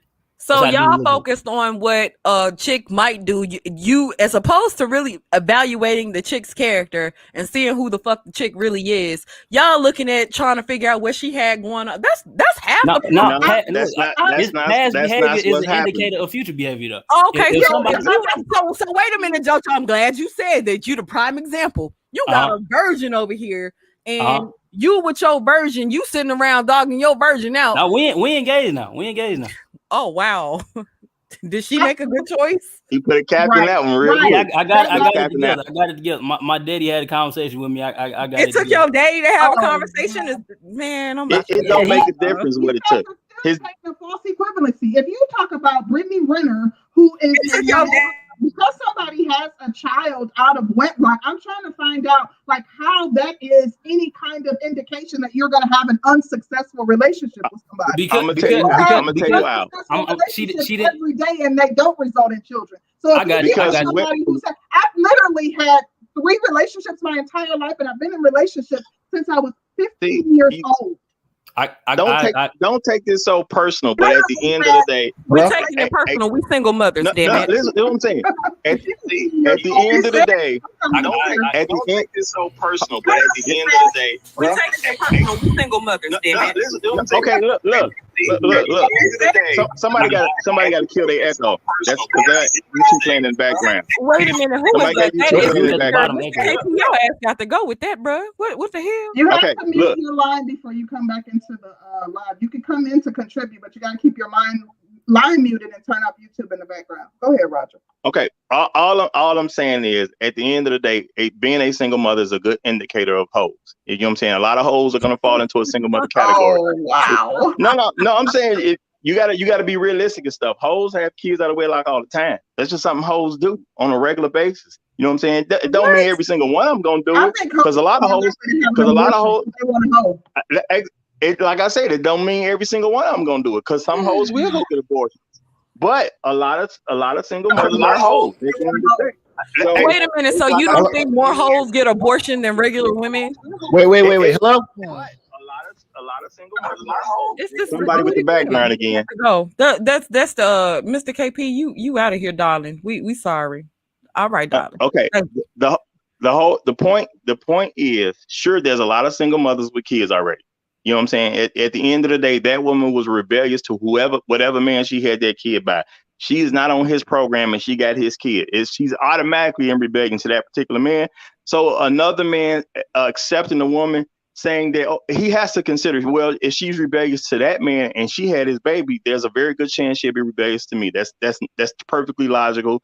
There's nothing nonsensical about that. You're already proving to me you're rebellious to one guy. Why would you not be rebellious to me? That's very logical. And then when it comes down to it, at the end of the day, again, you have a whole problem. If a man can go out and sleep with a bunch of women and get what he wants, and the women can't get what they want because they're out here being hoes, they're the ones with the problem, not the man. And at the end of the day, men are just telling people what to think about. This is, if you deal with hoes, you might have to deal with this. If you deal with good women, you may have to deal with this. Even a good woman may turn on you down the road if you don't do this, that, and that. We're just laying out the information. No, women what y'all trying to do themselves. What y'all trying to do is to control other men. Y'all trying to discourage men from good relationships and good women. Y'all want them to be as miserable as y'all asses are while y'all out here eating your Burger King and McDonald's. Even if you can go to a fine restaurant, you still ain't got that in-house pee. You ain't got nobody cooking for you. You don't have nobody that really cares about your ass. Y'all out here miserable and y'all trying to encourage other men to be the same way. It's what it is. I don't never cook for myself. Look, y'all, I understand why y'all think that, because a lot of women are convinced that men think just like them, and that's stuff that y'all do. So y'all think men are doing it too. Wait a minute, y'all don't do that. Most men are not. Most men, the answer is absolutely no. Let me speak to an expert. We got the Pump and Dunk King himself right here. Pump and Dunk King. Baby, Ramil, what you got? Oh man, here we go. This is crazy. So yeah, I do discourage men from marriage. I'm not gonna make no bones about that. First of all, because men deserve to have their freedom and they deserve a peace of mind. Right now, you're married, Sister George. You really have the ability to ruin that man's life right now. You do. You're not saying you're gonna do it. You do, but you do. You literally do. So I don't think black men, especially hold on. No, we can't. Because the system is not biased towards one side, not the other. Now the thing is, black men are behind politically, economically, and every other metric in life in this country. One of the things that keeps us down there is trying to satisfy women all the time. A lot of times our wealth is tied up with trying to please you guys so we can't advance in society. 51% of black men are single, 64% is in the middle class. That means who's pushing the black men economically forward? That's single black men, because our money's not tied up trying to please you guys. So I think black men, I'm not even against relationships with marriage. I'm against it because of the laws and the behavior. Change them too. Okay, we can talk. Because at the end of the day, yeah, 2-parent household is the best for raising children. But we're not in that system where a black man should not have to risk his livelihood, his peace of mind, his mental sanity. You should have to risk all that just to get married for a family. You keep saying like, oh, this could happen, this could happen, this can happen. Well, the statistics show that it probably will happen, especially the black men. So you're just ignoring all of these other factors that we have to deal with just to have a family. To you, it's nothing. Oh, you should take that risk to do that. You should not, and then act like divorce. And you downplaying divorce because you're not a man. It doesn't hit you. Wait a minute. Let's keep it a buck. First of all, the majority of men that get divorced don't actually pay alimony, especially when it comes to black men. Second of all, let me finish my point. Second of all, you're talking like men and women like men are the total breadwinners as it pertains to marriage. Right. The statistics, the vast majority. Let me finish my point. No, you're acting like, and it's not true. Women in marriages actually work. Women in marriages are actually doing more 50-50 than woman is actually able to sit down on her ass and the man is taking care of everything. So when y'all spout those statistics out, y'all are absolutely positively wrong. Where are the women breadwinners? You got statistics on that? Can I see that? A false narrative. She didn't say breadwinner. She said they're going 50-50. But the court system don't care. The court system don't care if they're going 50-50. More than they love black women. Black men should love black men should love each other. Let me tell you why. Because if black men love each other more, that means they love themselves more. All right, you should always love yourself more than you love anybody else. So yes, black men should love other black men more because we're talking about each other, not just loving yourself more than you love anybody else. That's what it is. That's part of self-preservation. Exactly. It's self-preservation. So black men should love other black men more than black women because it's self-preservation. Put it yourself first and other people who look like you first, so that you won't go out into the world fighting for the side that's not fighting for you. You should be, yes, black men should have a brotherhood. Black women, because black women are who you need. After they love themselves. After they love themselves. Let me say real quick. If you compare men to women, at the end of the day, men are gonna have more integrity. Men are just more dependable. So if you like really want to make it a comparison between loving a man more versus loving a woman more, wait a minute, the man gonna check more boxes anyway. Men have more integrity. Men, your mic doing that thing again. Who cover it up and who apply bro code, like you don't tell on another man who's stepping out on his wife. Like they have more integrity than women. Like how do you judge that? Like what you basing I'm gonna tell you. I'm gonna tell you. Look at it like this. The fact that y'all not slaves, the fact that y'all are not slaves are the fact that men have more integrity. Men can literally subjugate women to the point where you can have no freedom, do nothing. The fact that we let y'all live. That's integrity right there. You wouldn't do it. Wait a minute, we gotta go one at a time. We gotta go one at a time. If women had the power, if women had the power, hold on, nigga. If women had the power, they would not have the same integrity as men. Men would probably be in chains all day, motherfucker. We'd be slaves, have to do everything y'all say. If it was, that's why you laughing. So we got hella integrity now. Wait a minute, Ramil. You mean to tell me you guys are in the free world? You're able to do whatever it is you want to do, and you're mentally tied to not do whatever to win. Like, how are women doing these things? But Sister George, I'm gonna show you. I'm gonna show you, Sister George. Now you just I can't remember, but I think it was Swim Champ earlier when he was saying he had talked to a girl who like not in American stuff. You said I would like to finish it myself if that's okay. Go ahead. You got it. All right. So first and foremost, I want to make it very, very clear, right? Black men do not love themselves more than they love black women. If black men love black men more, you would have more marriages, you would have more families, you will have less divorce, because black men hold men accountable and have standards, right? Everybody would be in check. Black men would be in check, black women would be in check, and children would be in check. So the fact, and that's why I'm saying the title is problematic, due to the fact that if black men truly love black men more and had the brotherhood more, black women would behave more because you'd be excommunicated from the community. Black men would have marriages more because men want marriage more than the current modern women do. So and you wouldn't have 70% or 80% out of wedlock birth rate. So what you're trying to say is you're blaming women. You're blaming women for not. You're blaming men for not holding women accountable, right? I'm not blaming anyone. I'm just letting you know the current temperature. Would you say that that's a factor that men didn't or don't hold women accountable or didn't hold women accountable? Don't you think that's a big part of the problem? I would say the biggest part of the problem that this space of men is the minority and it should be the majority. Interesting. I'm going to read these super chats. Shout out to Lamal Montreal. He says, and she was cheating on him with a white man. Yep. And he was cheating on her with white women. What's the point? What you trying to say? Men and women aren't equal. But that's another thing too. Men and women aren't equal, man. I'm sorry, man. But if men have sex with other people, it's not the same as women doing it. Notice how when she cheated, she went and moved in with the nigga and everything. When Dale cheated, he was still doing his thing, taking care of the family, make sure his sons was good. Men and women are not the same. Make it right. And men right and wrong don't mean nothing. Right and wrong don't mean that is subjective, and that has no place in real world reality. I mean, right and wrong is your feelings. And real quick. He took care of the business. Real quick. People believe in God. People believe in God. Dudes in the Bible have multiple wives. So I mean, hey, if a dude want to get multiple wives, I don't see nothing wrong with it. It was in the Bible. Y'all can look that up. Girls didn't have multiple husbands though. And Dale did not cheat because, according to what she said, as far as the reports are concerned, what Dale was doing was a known thing. Cheating is when you're doing something behind somebody's back. I'm about to throw Roger's ass down. Roger's ass got to go. I love my. No, I'm kidding. I mean, Steph, that's not. Dale is not even Steph Curry's daddy. We all know that white man is his daddy anyway. A monogamous marriage. Concrete, we can't hear you, honey. Oh, sorry. They entered into a monogamous marriage. If he slept with women outside of that marriage, he cheated. But where the Exactly. proof of that? That's though? what you. She That's slept what with you the would white assume. dude first. That's why that white dude's probably Steph Curry's real daddy, for all we know. Oh my God, Oh, honey. baby, I'm dropping his ass down too. We're swim He champ. reaching, Swim Champ reaching.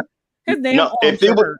Well, if it was, way, if his extracurricular activities were already known, that was what they agreed to. And the whole thing is, we can't put what we want on their thing. If that was their agreement, that was their agreement. Now, obviously, she didn't have permission to do what she did, and she could have came to him and said something before she did what she did, and it could have been out there, and it would have got settled the way they'd have settled it. But at the end of the day, she did something behind his back. He did not do something behind her back. That's what the problem is. How you know? According to what the report says, she stated. Well, can I say something about that? I'm gonna read this super chat, and yes, you can. Shout out to Harambe. He says it's not our fault. Y'all wanted to 304s. This is just the result of the dysfunctional behavior. Men have a damn choice. Damn, Harambe, you ain't have to snap like that. And please do not time Taz out. Taz can come in this chat and say whatever. He's not insulting anybody on the panel. He can have an opinion all the time. Let that man say his opinion. Stop timing him out.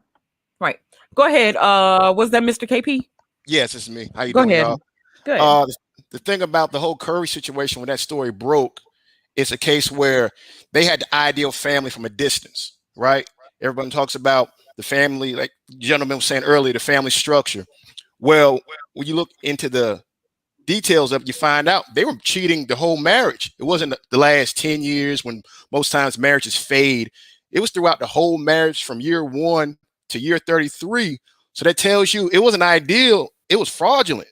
So a lot of guys that might have been looking at Steph Curry and his family background saying, yeah, I want to have something like that. I want him to get married and have like his pops and stuff. They realize, wait a minute, hold up. If you're a woman that you've been with for 30 some plus years has had somebody on the side, do you really trust her? But he might have known about it and had his little transgressions. But that takes, like for myself, I'm 39. It makes me realize even more, you had to vet the person because they met each other in college. So they knew each other when they were 19, 20, 21, not 30, 35.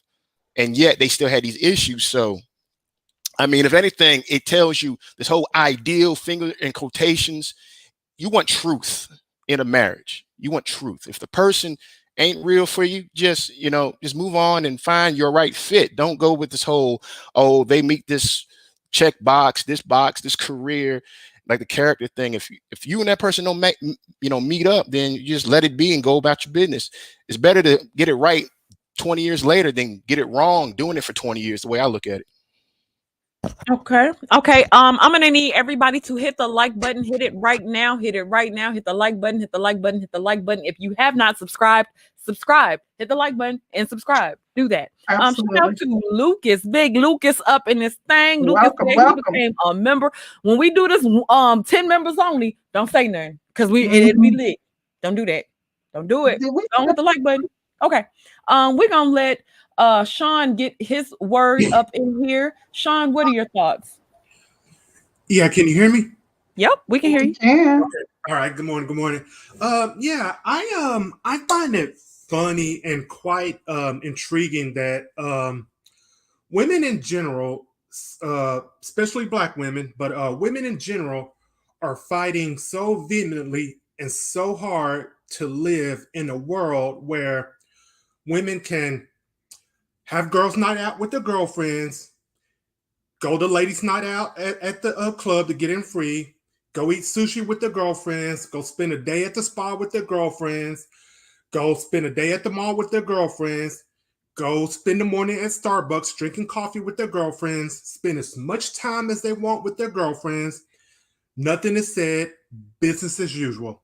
However, the minute a guy decides that he wants to go play ball with his girlfriend, with his guy friends, he wants to go to the barbershop with his guy friends, he wants to, hell, even go have a beer with his guy friends at the bar.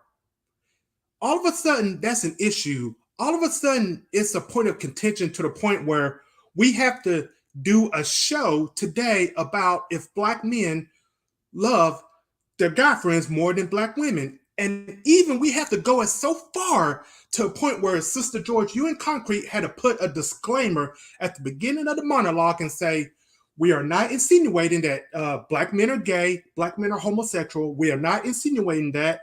And I find that very odd that you guys had to do that, because believe it or not, that points to an even bigger problem within the black community, and that's homophobia within the sisterhood, within black women. But I think that's a different discussion for another day. But I just wanted to make sure that it was, that people didn't attribute that to what we were saying, because there are men in this space that like to say, oh, you guys are feminists, and like to reach as it relates to the points that we're making. So we wanted to preface the show with, hey, we are not attacking anyone's sexuality.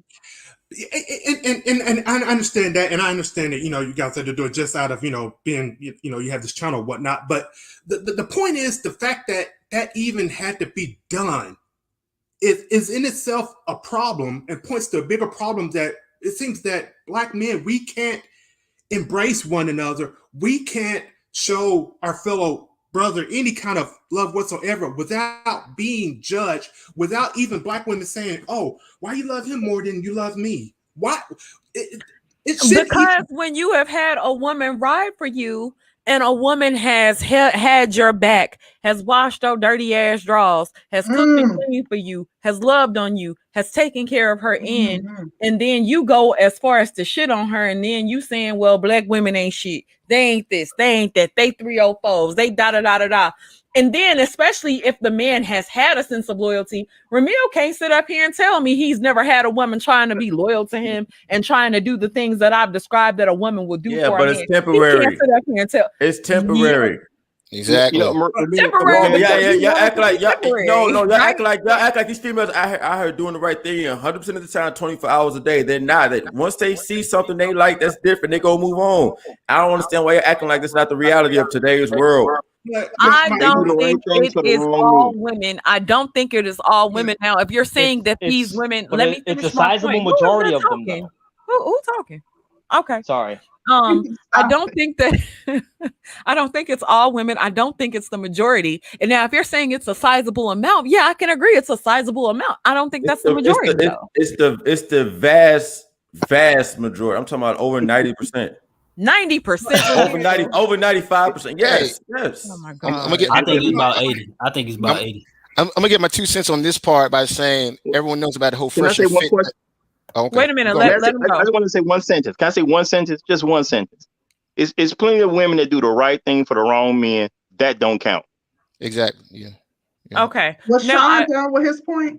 But I just wanted to also say that the point is that it's just funny how it's always business as usual when women, love their girlfriends more. They spend a lot of time with their girlfriends. They hang out with their girlfriends. That's business as usual.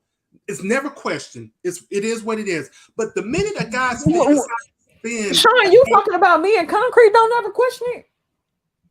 Okay. You two may question it, but that doesn't make the majority. I'll even hedge my bets and say that the majority of the time it's never even an afterthought.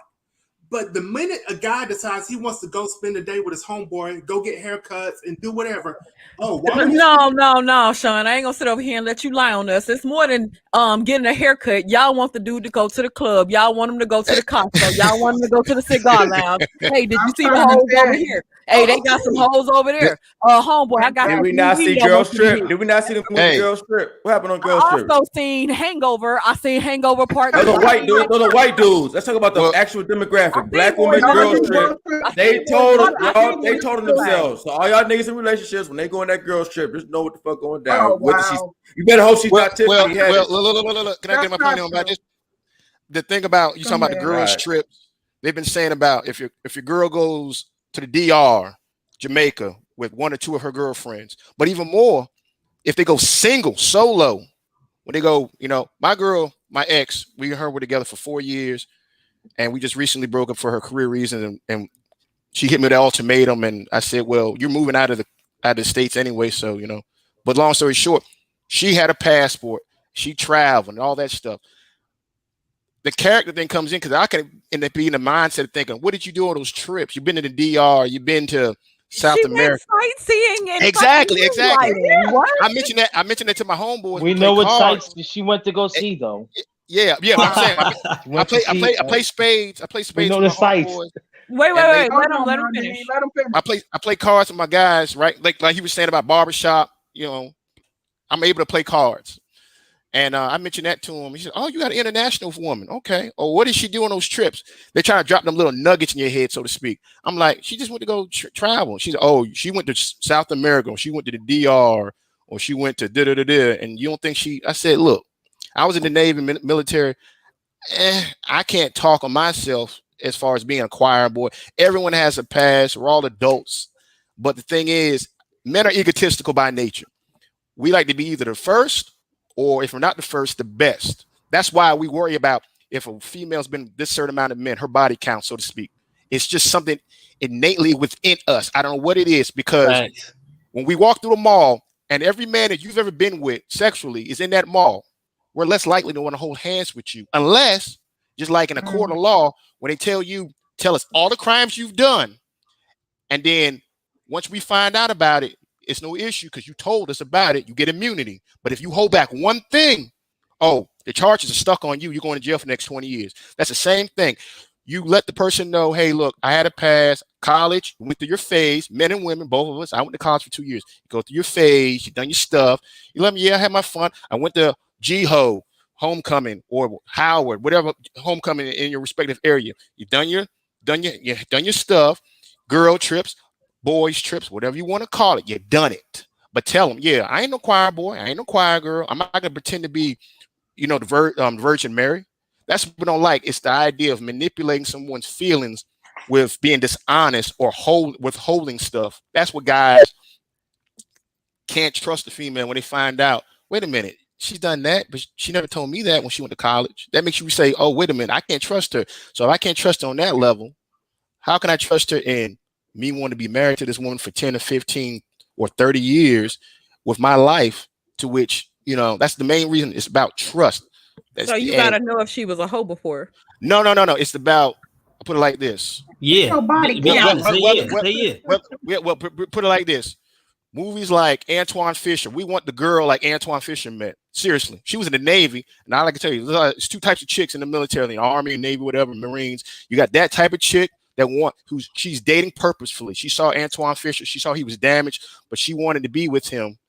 And she was, like I said, dating intentionally. Then you got other ones living their fun life. Like I say, there's two phases that people go through, women, men, which from 18 to about 25, women go through the good time phase or the fun phase. They want to go out clubbing, going to college, whatever, military, whatever they're doing, their jobs, they go working straight, living on their own for the first time. They want to have their girl time, their fun phase. Then when they get about 26, 27, they see their homegirls from college or even high school that got married immediately at 21, 22, have 2 or 3 kids, and they have a family by 30. They say, well, dang, now I want to have the good life stage. I've had my good time stage. Now I want to have my good life stage where I want to meet somebody and have the next 30 years with them. And that's when they got to kind of... Women do that on the flip side too. Women that are married and have been married since right out of college see their single girlfriends and they feel like they're living what they deem their best life, and they kind of want that too. So the grass always looks greener on the other side. On both sides. One wants to feel like that what's that show that everyone keeps talking about on Netflix? She was reminiscing about her old times when she was wild and out in the streets, so to speak, in the streets. And when old boy found her, like I said, by ego, when he found her journal, even though she was not messing around at that very time, his ego shrunk because he's now thinking, oh, she settled for me. No real man wants to be thought of a settlement for a woman. When he finds that out, bye, see you later. This is nice. Good luck.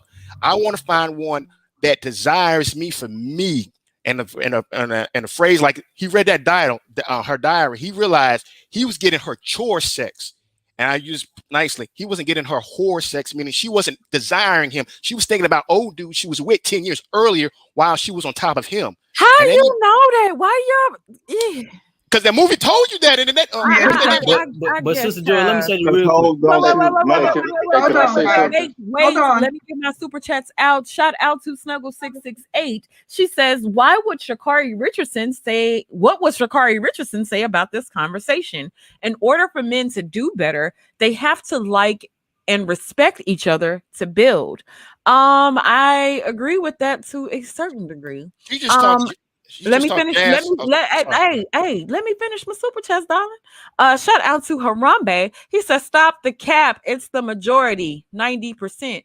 Harambe, you stop the cap. You don't know. Shout out to Harambe again. He says Black women fun phase is 18 to 40. 35 if they have a kid. Wow. Yeah, if they got a career most times. Yeah. Because they were like, oh, I can go another 5 years. But I do want to get the Wonder in, and I want to get the Wonder in because the Wonder and Nuruddin haven't had a chance to speak. So the Wonder, what are your thoughts? What's up? First of all, how you doing today? I'm doing outstanding. How are you? I'm doing excellent. You got to understand something. Your panel graduated from the Tommy Sotomayor. He one of those niggas. The Wonder.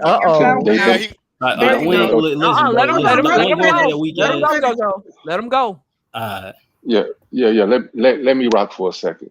Please let me rock for a second. You can always, first of all, you can always tell a person, don't believe what a person says, believe what they do. I know that's an old adage, I know that's an old saying, but listen, look what people are doing. I mean, for example, look at your panel. They're not even living what they say they live in. Who not? I think the young guy. Wait a minute, JoJo, let him rock. Let that man finish. First of all, thank you, JoJo, because I didn't know who you were. That's we're gonna point him out, JoJo. JoJo says he's dating a virgin, right? He said you got a virgin. Right? Been with her since we was in high school. So okay, so my point is that if you got a virgin, okay, you're one of the guys that hit the lottery. So why you even on the panel discussing anything about female nature, red pill, anything? Because I got homeboys who going through the same exact bullshit they talking about. You should why don't you get your homeboys on the panel, not you? Would you let your homeboy smash your girl? Tell niggas how to operate. Would you let your homeboy smash? Would you let your You can ask him questions, but we don't want it to get hostile. So otherwise, I'm not. Point and then we'll niggas come with this soft I'm not trying to get. Let him finish. We don't want it to get disrespectful. So what we'll do is, I'm not trying to get hostile. I understand it, but I don't want it to be triggering. Yeah. So if you want to just finish your point, and then we'll go ahead and move forward. My point is that most of these guys out here, they're not living what they're living. Even if they did get the girl of their dreams, they still would be complaining. It's all about control. That's what it's all about. They're mad because Black women have options, or women in general have options now, and these guys cannot control you. At the end of the day, that's what it's all about. This ain't the Taliban, dog. Wait a minute. Let me ask you a question.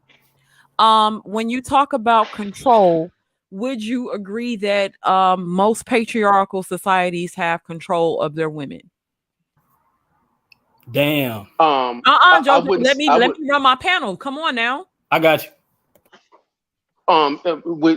Define control, because if you're talking about as far as men coming together to create laws and create and we're bigger and stronger than you, so we can beat you up and force you to do something. When I say control, meaning that they can't control you from walking away now, because 20, 30 years ago, a man could marry a woman and he could cheat on her. He could have 2 or 3 women across town. He could have 3 or 4 babies out of the marriage, and a woman would stay because she had no choice to stay, because she didn't have a job. And if she did leave, he didn't have to pay child support.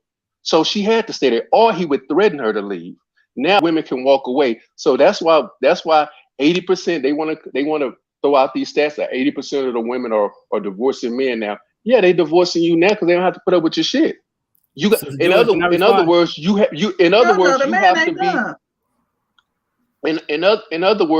to act right now. you have to act right now, or she leaves and you go on to another woman. You have to act right now. That's all. Or you can act like how you want to act and don't even play the game at all and let everybody else do it. I mean, you act like men have to act. You can do that too. They can walk away. Okay, cool. Hold on. Can Can I respond? 1 second. So JoJo, Okay. we'll give you 30 seconds to respond, and then we'll move on. Okay, this is the thing, because you heard this white knight shit, this that. If you want me to get real and get raw, bro, the reason that a lot of these, first of all, every dude that I talk to that's married say I shouldn't get married. That's first off. And then another thing is this too. If we wait a minute, JoJo. So let me highlight that. Let me make sure this is highlighted. Every dude that you talk to say you shouldn't get married to every married dude that I talk to say I shouldn't get married. Child, you just went from 1 to 1. You just moved the goalpost. No, if we talking strictly off the very few dudes I know who actually married, they tell me I shouldn't get married. That's interesting. In like this here. To a virgin that you met in high school. Okay, go ahead. But this is the thing though. This is the thing. See, and I heard these older dudes saying this weak ass old dudes don't care, this that. This is the thing. Men do not, and Sister George, let me get a little graphic. I'm gonna keep it a little PG, but I gotta get graphic. Men do not give a fuck what a broad chooses to do. Men are not the ones saying, "Oh, I can't find somebody to marry me, do this, do that." A dude, if he go through his life without getting married, that's on him. That's his choice. I'm the type of dude, I want a family. I ain't gonna have my, you know what I'm saying, my kid been raised by no single mother and stuff like this. But all this men are afraid because she has a choice. Men do not give a fuck. Men do not give a fuck. Like, and if we being 100% honest, bro, if you check the STI stats in the black community, 50% have an incurable STI called herpes. Niggas don't never want to talk about that shit though. I will never get with, and we just talk about my homeboys. I would never tell my homeboy, this girl got an incurable illness, you should go ahead and marry her just because. No, it's up to him to do what the fuck he want to do. Hold on. Hold on. Hey, bro at the bottom. Answer that question. Yes, but you're pushing a false narrative. It's 50% of the population. Don't act like it's 50% of black women. I want to say something. Website. 30-second comment. I got a 30-second comment. 30-second comment. At the end of the day, let's also be realistic. As adults, we got to be careful about who we listen to. Somebody that don't know other people came up here and the first thing out of his mouth was insult the other people that's on the panel. Then he said, "I'm not trying to be hostile." Exactly. This is a double-minded person that has zero credibility. The first things he said equals up to a lie. Wait a minute. Yeah, let Roger finish, and then we'll let you respond to Wonder. The first thing his first initial contact that I know of him, because I don't know the guy, is he's a liar. So now that I know he's a liar, there's really nothing much to talk about when it comes to him, because he can't speak from a credible standpoint. Exactly. And are you married? Okay, let me read these super chats real quick before I lose them. Shout out to Harambe Male Feminist Loading. Thank you so much, Harambe. Shout out to Will Brown. He says, somebody give him a hug. Well, we know you guys will hug each other. And love each other, so why not? 10-second response. 10-second response, please. So we gotta let the Wonder respond, because the Roger. All right. Ask the Wonder, is he married, Concreterose? Hold on. And then no, JoJo, he already spoke on that, and he heard your question. If he wants to answer, I don't need a response. I responded to him. You don't need a response, but it's not. Come on, Roger. It's only no. I'm just saying. I'm just saying he's a liar, and I accept that. I want to say something. After the Wonder is done, then Twin Champ can get in. Okay, now let's go with his logic, his Negro logic. Okay, he said that I'm a liar, so I should not be trusted. So that means, Roger, that if you ever lied before, you can't be trusted. Case closed. Hey, are you married? Thank you, Wonder. Go ahead. You married? What do you have to add? Actually, the fact that you came up initially with a lie said you can't be trusted. Roger. Right. Okay. This was on Swim Champ. Okay. I really would like people to call me Wayne Son of Shit. I'm retiring that name, but thank you anyway. So my 10-second response is this. His comments highlights that black men love black women more than they love each other, and that's what I want to highlight. So his comment came right on time, and that's my 10 seconds. Thank you. Thank you. Can I ask my question? I can't agree. Swim Champ. JoJo, he already heard your question. If he wanted to answer, you didn't ask that question 3-4 times. I don't think he wants to divulge that. One more time. The Wonder, are you married? You coming up here talking all this shit? Are you married, bro? Are you living the life you complaining about other niggas discussing? Are you living that life? First of all, that's a yes or no question. JoJo, you asked the question. Let him respond. Thank you. Number one, I don't care what kind of life you living. Personally, you can be So that smashing mean all no, the you're not. girls you want to. That mean You no, can you're be not. cheating. Wait a You could be minute, cheating. You could be JoJo. doing whatever. God You damn. you could be doing whatever. But I find it very funny that you're on here talking about women this, women that, women ain't no good, but then you hugged up with a woman. It just don't make any sense, bro. Who And acts and nothing like the modern day bras do? I swear, I know your girlfriend. I know your girlfriend can't be listening to this stuff, because if she heard what you be saying, she gonna dump your butt. She gonna dump I you, doubt it. dog. Well, Answer my question though. Answer my I question. want to add something Okay, too. Go ahead, there Manny. we go. Because I can't keep dealing with Yeah. it. Let me ask I you this do want to add question. something to The wonder. Because I think I have seen some of your videos as it pertains to female, as it pertains to men in this space. I've seen some of your videos. Would you say there is a certain aspect to female nature that's absolutely true? What would you say to that? Most definitely, I would say women act in a particular situation as far as hypergamy, but you can do that on the flip side too. I mean, we want the most attractive woman. So I mean, it goes both ways. It really Okay. goes both ways. So let me ask you this. Okay. Being that it does go both ways, are men in this space wrong for informing or putting their brothers up on game as it pertains to female nature? Like I said, I've watched a couple of your videos, and I'm not gonna say that you're totally wrong about everything, but there are some things that I saw. I'm like, okay, if a guy is trying to put his brother on and trying to warn his brother about female nature, is that a bad thing? What videos have you seen me talking about female nature? Maybe not about female nature. Like I said, I've seen videos where you've talked about men in this space, and you're saying that men in this space don't like women, or they're like this. I've seen you call out quite a few men in this space, and I was curious about it. Like, is there harm in warning your brothers about women or telling them about the nature? No. I don't think. I'm just gonna be because I'm very transparent. I don't think there's nothing wrong with telling guys about women and the other way around. But these guys, it's not, they're not trying to help anybody, because if they were really trying to help, for example, if say all the women in the US are crap, okay? Say all the women in the US, none of them, you can't date any of them. You don't hear none of these guys saying, you know what, go over to Costa Rica, go over to Nepal, go over here, go over there. Here's women over here that you can deal. The wonder you cut out, but we have plenty of black men who say travel. You know, I find it funny. Men going to certain countries. It's only a problem when niggas over in this space do it. Brotherhood's only a problem when guys from this space do it. Brotherhood's only a problem. Putting each other up on games only a problem when people in this space do. I hear the same shit. Oh, it's okay for you to put them on game, but the way these guys do it, I always hear that little caveat at the end. But the way these guys do it, as if the way we do it is something wrong, just because we very vocal, we're very out front with it. So, but it's only a problem. This camaraderie is only a problem when brothers in this space do it. That's the thing I'm noticing. If it's not the way you like to do it, don't watch the shit. But no, y'all not. You're gonna keep watching. Do your little lame ass sponsor video. Can't debunk the points. Can't even answer questions. You just skirted around a basic ass question. Guys like you have a problem with the guys the way we do camaraderie and the way we do brotherhood. It's cool. You ain't gonna stop it. But I just find it hilarious how everybody else can have their own camaraderie. There's a black woman, a white man, everybody else. As soon as the black man does it in the way we do it over in this space, it's a problem. You know, I just find that funny, man. Something really quickly. I think the wonder to your point, and Concrete, we can't hear you, honey. I turned my volume down, thinking that would help. Can you hear me? No.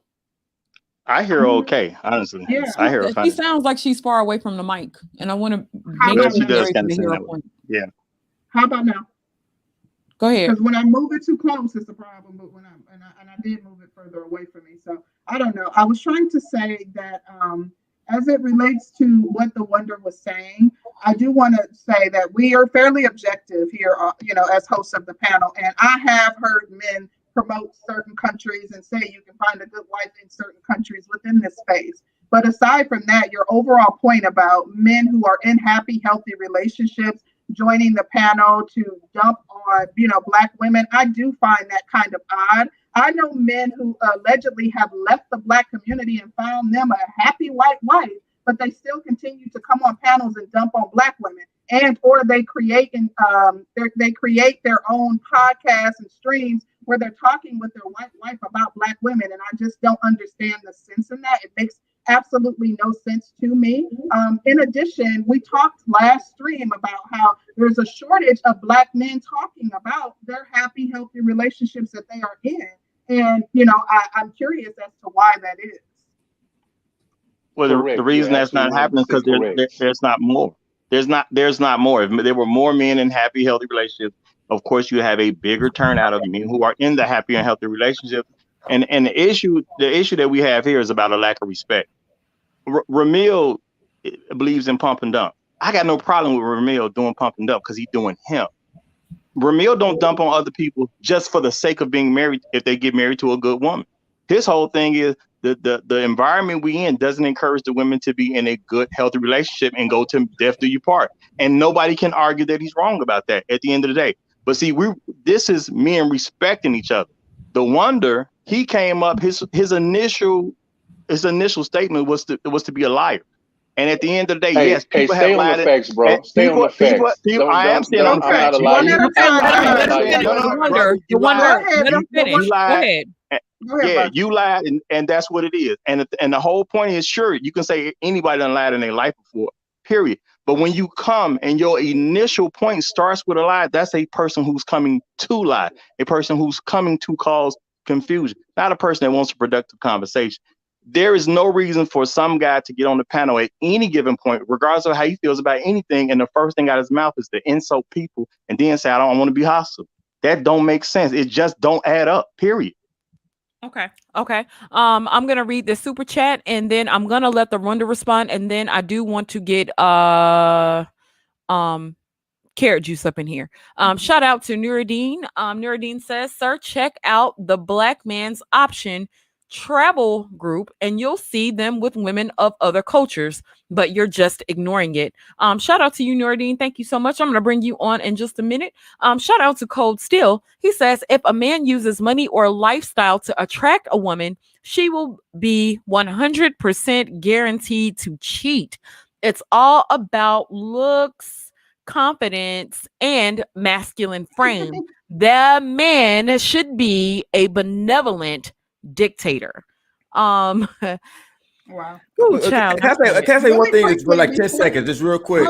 Go ahead, Ramil. Go ahead. I want to shout out Kid Clouds. We got a super cash app from him, so thank you, Kid Clouds, for the support. Okay, go ahead, Ramil. Let me tell you what the real problem is, because like this guy, he just said out his own mouth. He said it's okay for guys to put each other on game, but the way those guys do it is a problem. I've heard this many times. Let me tell you the real issue. We so good at it. We so talented with how we run it up, make a little money, how we have it lit. That's the real problem. People don't like how we're putting each other on game, but we also make it lit and making money at the same time. That is the real issue, because once again, ain't nothing wrong. Guys do what we've been doing for the longest in the barbershops, whatever the case, has always been quiet, but now that it's out loud and we turned up.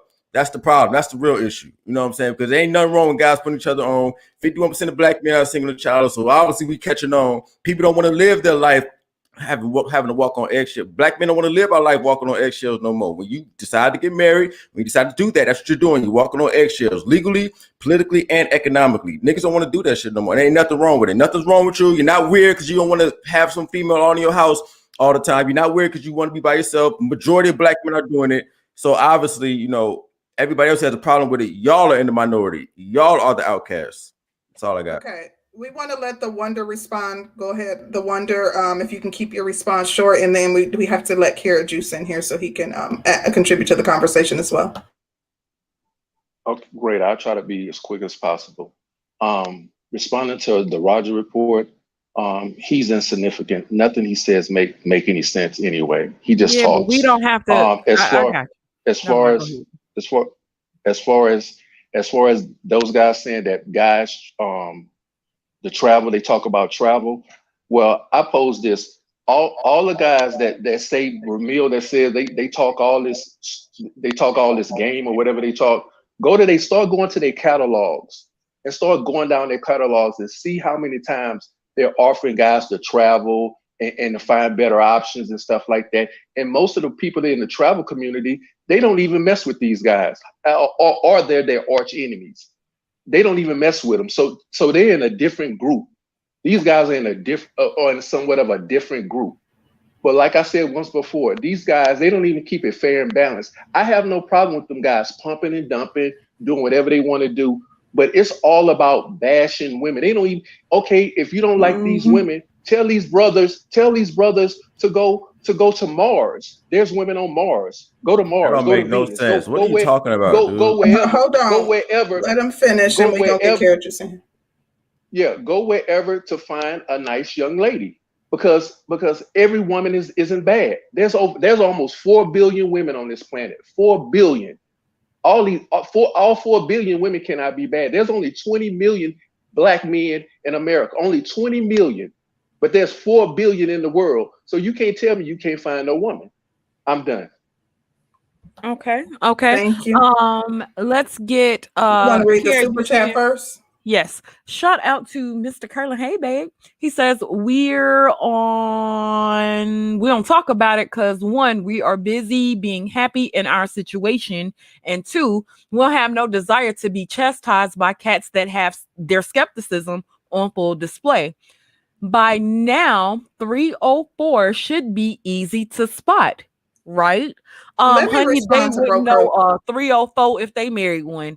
Child, Bro Curlin, you don't talk about it. I think you do. I understand, like, not talking about it because you're busy living your life. But we have men who come over here and want to talk about the opposite of what their lived experience is. So as opposed to focusing on the fact that you're, happy with your punk color wife, like, why are you over here still concerned about black women? Like, that's what I'm talking about. Like, you're living your life, whereas there are people who are detractors, and they literally come over and or tell black men that they should not be marrying black women, and focus on how wrong and what everything under the sun that black women do that's horrible and deplorable, as opposed to talking about their own lived experiences. Girl, they ain't got no experiences, but they talk a whole lot, and that's the part that gets interesting, because you're living vicariously through a man that actually has experience, but then that man has actually been able to dominate women in a certain way, but you'll go off of his experiences with hoes only, and I find that to be absolutely fucking ludicrous. But that's just me. Carrot Juice, what are your thoughts? Can you guys hear me okay? Yep. Yes, we can. Well, thank you for having me on your platform. I just would add that I am a black man. As you can see, I'm unmarried. I don't have any kids. And I understand why men have come together and they're sharing information, because a lot of us have had the same lived experiences when it comes to dealing with women, let alone black women. Like, I'm 32 now, but when I was coming up, when I was, 18, starting to date through my 20s, a lot of black women passed me by because I didn't have everything that I needed to have at that time.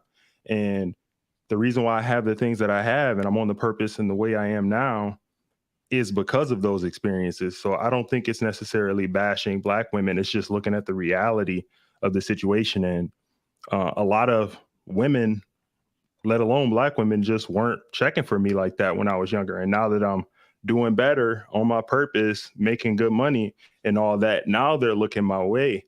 And I would gladly be with a woman of any color if I vibe with her and I value her. So it's not even about dissing a certain race. It's just more so men have gotten smarter. We're sharing information and we're like, we're not going to just take you just because you're a woman. You got to show some value first. What are you going to add to my life beyond just the physical? Let me interject real quick. Well, let me finish. Let me get this in. You said that men come together because of a lot of shared experiences, right? Mm-hmm. Yeah, y'all shared bad experiences, but there are plenty of men who have shared good experiences. The majority of men stay married, the majority. So if 51% is the majority, it's still the majority. Second, you talked about the reality of a situation. Y'all are sharing the reality of a situation, but there are also good realities. This seems to be like a thing. Like y'all go through shit and then y'all be like, fuck it, because y'all went through one situation. Right. We've all gone through. Let me finish my point. Okay. We've all gone through situations to where somebody dogged us out or fucked us over. Everybody's damn near experienced that. Life happens. That's what I'm saying. So if life happens, men have more to lose in those situations. Men lose more when the situations break down. That's the thing. More when they have children. Men do not, even without children. Let me say this. No. I can prove it. Go ahead and prove it, Ramil. Okay, so you keep bringing up this alimony thing. You're not forgetting about the assets being split. The legal fees had to be paid. If you wanted a traditional wife and that woman did not pursue a career and she stayed at home and supported your family, okay, you know what? So give her a year. Put her for a year. Wait a minute. Let me just say this. I'm not going to sit here in front like the laws aren't or have not been beneficial toward women or more in women's favor. That I'm not arguing that point at all. I do want to say that. You gotta take that into consideration. But men don't want to lose again. But I can argue financially. Hold on, Ramil. All right, what I can argue is the majority of women work within their households. I can definitely argue that. Okay, so put up for a year after the marriage is over. I'm fair. Okay, so after the marriage is over, go ahead, put the bitch up for 1 year. Make sure she's good. After that 1 year, it should be that should be more than enough time for her to get her shit together. Not on some ongoing payments forever. And what you came in, what you leave with. So I'm cool with that. You can give if she was just working, taking care of the house, and there's a divorce happening, she ain't caused whatever. Okay, she get 1 year. After that, marriage. Yeah, but how you guys act like women don't go through stuff as well? Exactly. Like you really act like women don't have bad. I'm talking about women don't have bad relationship experiences as well. What you focus on is what you will attract. If you're so busy, entrenched, and so bitter on the last woman that you were with and how she hurt you, that's what you will likely attract. If you focus on, like, you don't hear me up here focusing on, I talked about my ex and how we were together 14 and a half years. I've never told the reason for our breakup or the things we went through in that relationship, and I constantly brag on my man. We don't hear men up here talking about the happy, healthy relationships and their great partner that they're with, and I don't understand why. Can I respond? They always talk about it, but here's the thing: when a woman, men always talk about it all the time, but when a woman has those relationship problems, more likely she calls it. Men are so easy to satisfy. Men are easy to satisfy. Women most of the time they cause their own. Women cause every argument in the relationship. If he fucks another girl, if he has sex with another woman, but he's still paying business, he didn't cheat. Men can't cheat. Y'all come from the perspective that we're equal. Men and women are not equal. You're internal, man is external. But Ramil, this is the problem. If you are this man and you that guy, and then you are stupid enough to enter your dumb ass into a monogamous relationship to where you are making promises to be monogamous to that woman, then that is your dumb ass fault. And that is cheating because you decided to enter into a monogamous relationship. If you go into a situation, and especially with the way you guys are saying that hoes is this, that, and the third, and winter is coming, this, that, and the third, it should be fucking slim, easy pickings for y'all. It should be like shooting fish in a barrel to even get a woman to get on your program, even if you wanted to have multiple women, if y'all saying it's that easy. So let's go. So I'm gonna read these real quick. I'm gonna read these super chats. Shout out to D-Mac the trucker. He says, I give you two ladies credit. You definitely know how to trigger the brothers in this space. Hashtag blame Sister George. Hashtag blame C Rose. Blame Sister George. Hashtag men first. Concrete always coming up with this bullshit. Whatever. Y'all notice that I do take more of a submissive role on our channel, and I tend to roll along with the punches. So that's what it is. Shout out to Leo Anthony. He says, I'm going to put it simply, the reason why it's bros before hoes is because men will look out for another man's best interest. Women rarely do that. They're normally looking out for their interests. Leo, and I'm gonna say that's a crock of shit. No, it's not. Y'all females don't put the other females. That's why I got single mothers so much. That's why you got single mothers, because the females ain't put the next generation on game. Y'all ain't put the next females on game, so now they out here being I have to respond to this. So just 3 quick response. So first and foremost, this conversation is so toxic, but anyway, and problematic. So first, I want to say this: Black men do not shit. Black men in this space do not shit on Black women. We talk about bad behavior. What? Yes, we talk about the behavior that we do. Wait, Slim Champ, are you in the Black manosphere? Yes, I am. Baby, That's you're correct. not in Kansas anymore. This is the Black manosphere, honey. I like. So allow me. So for example, and then when Black women do get their shit together, as you two ladies like to say, you're normally coming with a child more often than not. And as a man, a single man with no children, that is not a desirable relationship that I would like to be a part of. And most Black men don't want to be a part of that. Can I respond to that? Allow me to finish. And then when you talk about men, like for example, if you go to the Roger Report, there are a lot of men that live abroad. I live abroad. I've been living in China for 14 years. Other men lived in Norway, Philippines, whatever, right? We don't come on there and talk bad about Black women.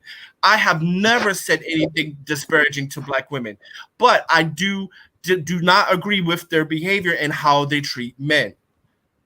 Right. And so the point I really want to drive home is that Black men are starting to get standards, and now you guys are trying to label us as derogatory, or you're trying to label us as aggressive or negative. And even when we bring foreign women into these spaces, it's not to show that you ain't shit. It's to give you an opportunity to learn.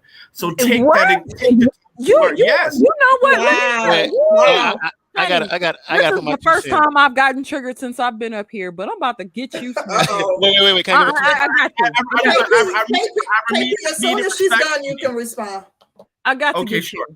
If somebody was to say that they're bringing men over here to show you guys how it's done and what the hell you need to do as a man, you guys are going to feel like she's trying to emasculate you. She's trying to make you feel like that's not what he said. That's not what he said. The brother did say, he said he's trying. They would bring other women into this space so that foreign women into this space so that other women can learn. If a woman tells you that she's bringing a foreign man into this space so y'all can learn, y'all would tell her to kiss y'all's ass or something worse. Yes, y'all would. No, he's bringing up the point that men bring foreign women into his space so the men can see an idea of a better selection. That's not about the women. A feminine woman. We're the idea of what a better selection is. Like when I've seen women, foreign women brought in, or mainly like African women, they're modeled around so y'all can see how big their asses are. Like, how is that showing that she's a better? I mean, that goes to the type of content you want to see, and that's fine. Right. You know what I'm saying? But at the end of the day. The whole thing is about telling men there are good choices available out here. Because I've seen it happen plenty of times. There are good choices available to you. And at the end of the day, if you want to partake in these good choices, unfortunately, Black women are forcing men to make some type of choice. Men shouldn't have to make no choice about if I want a good woman, I can't deal with a Black woman. Y'all the ones that are making them choose. Black men are in this country. That we grow up with y'all. We go to school with y'all. People go to college together. They go to different programs together. They go to churches together. If y'all are making men make a choice to have a good woman or you're the problem in that scenario. But listen, I need to get Swim Champ in. Swim Champ, you got to make it very quick because Mr. KP has been trying to speak for a bit, and then I want to hear from Lucas.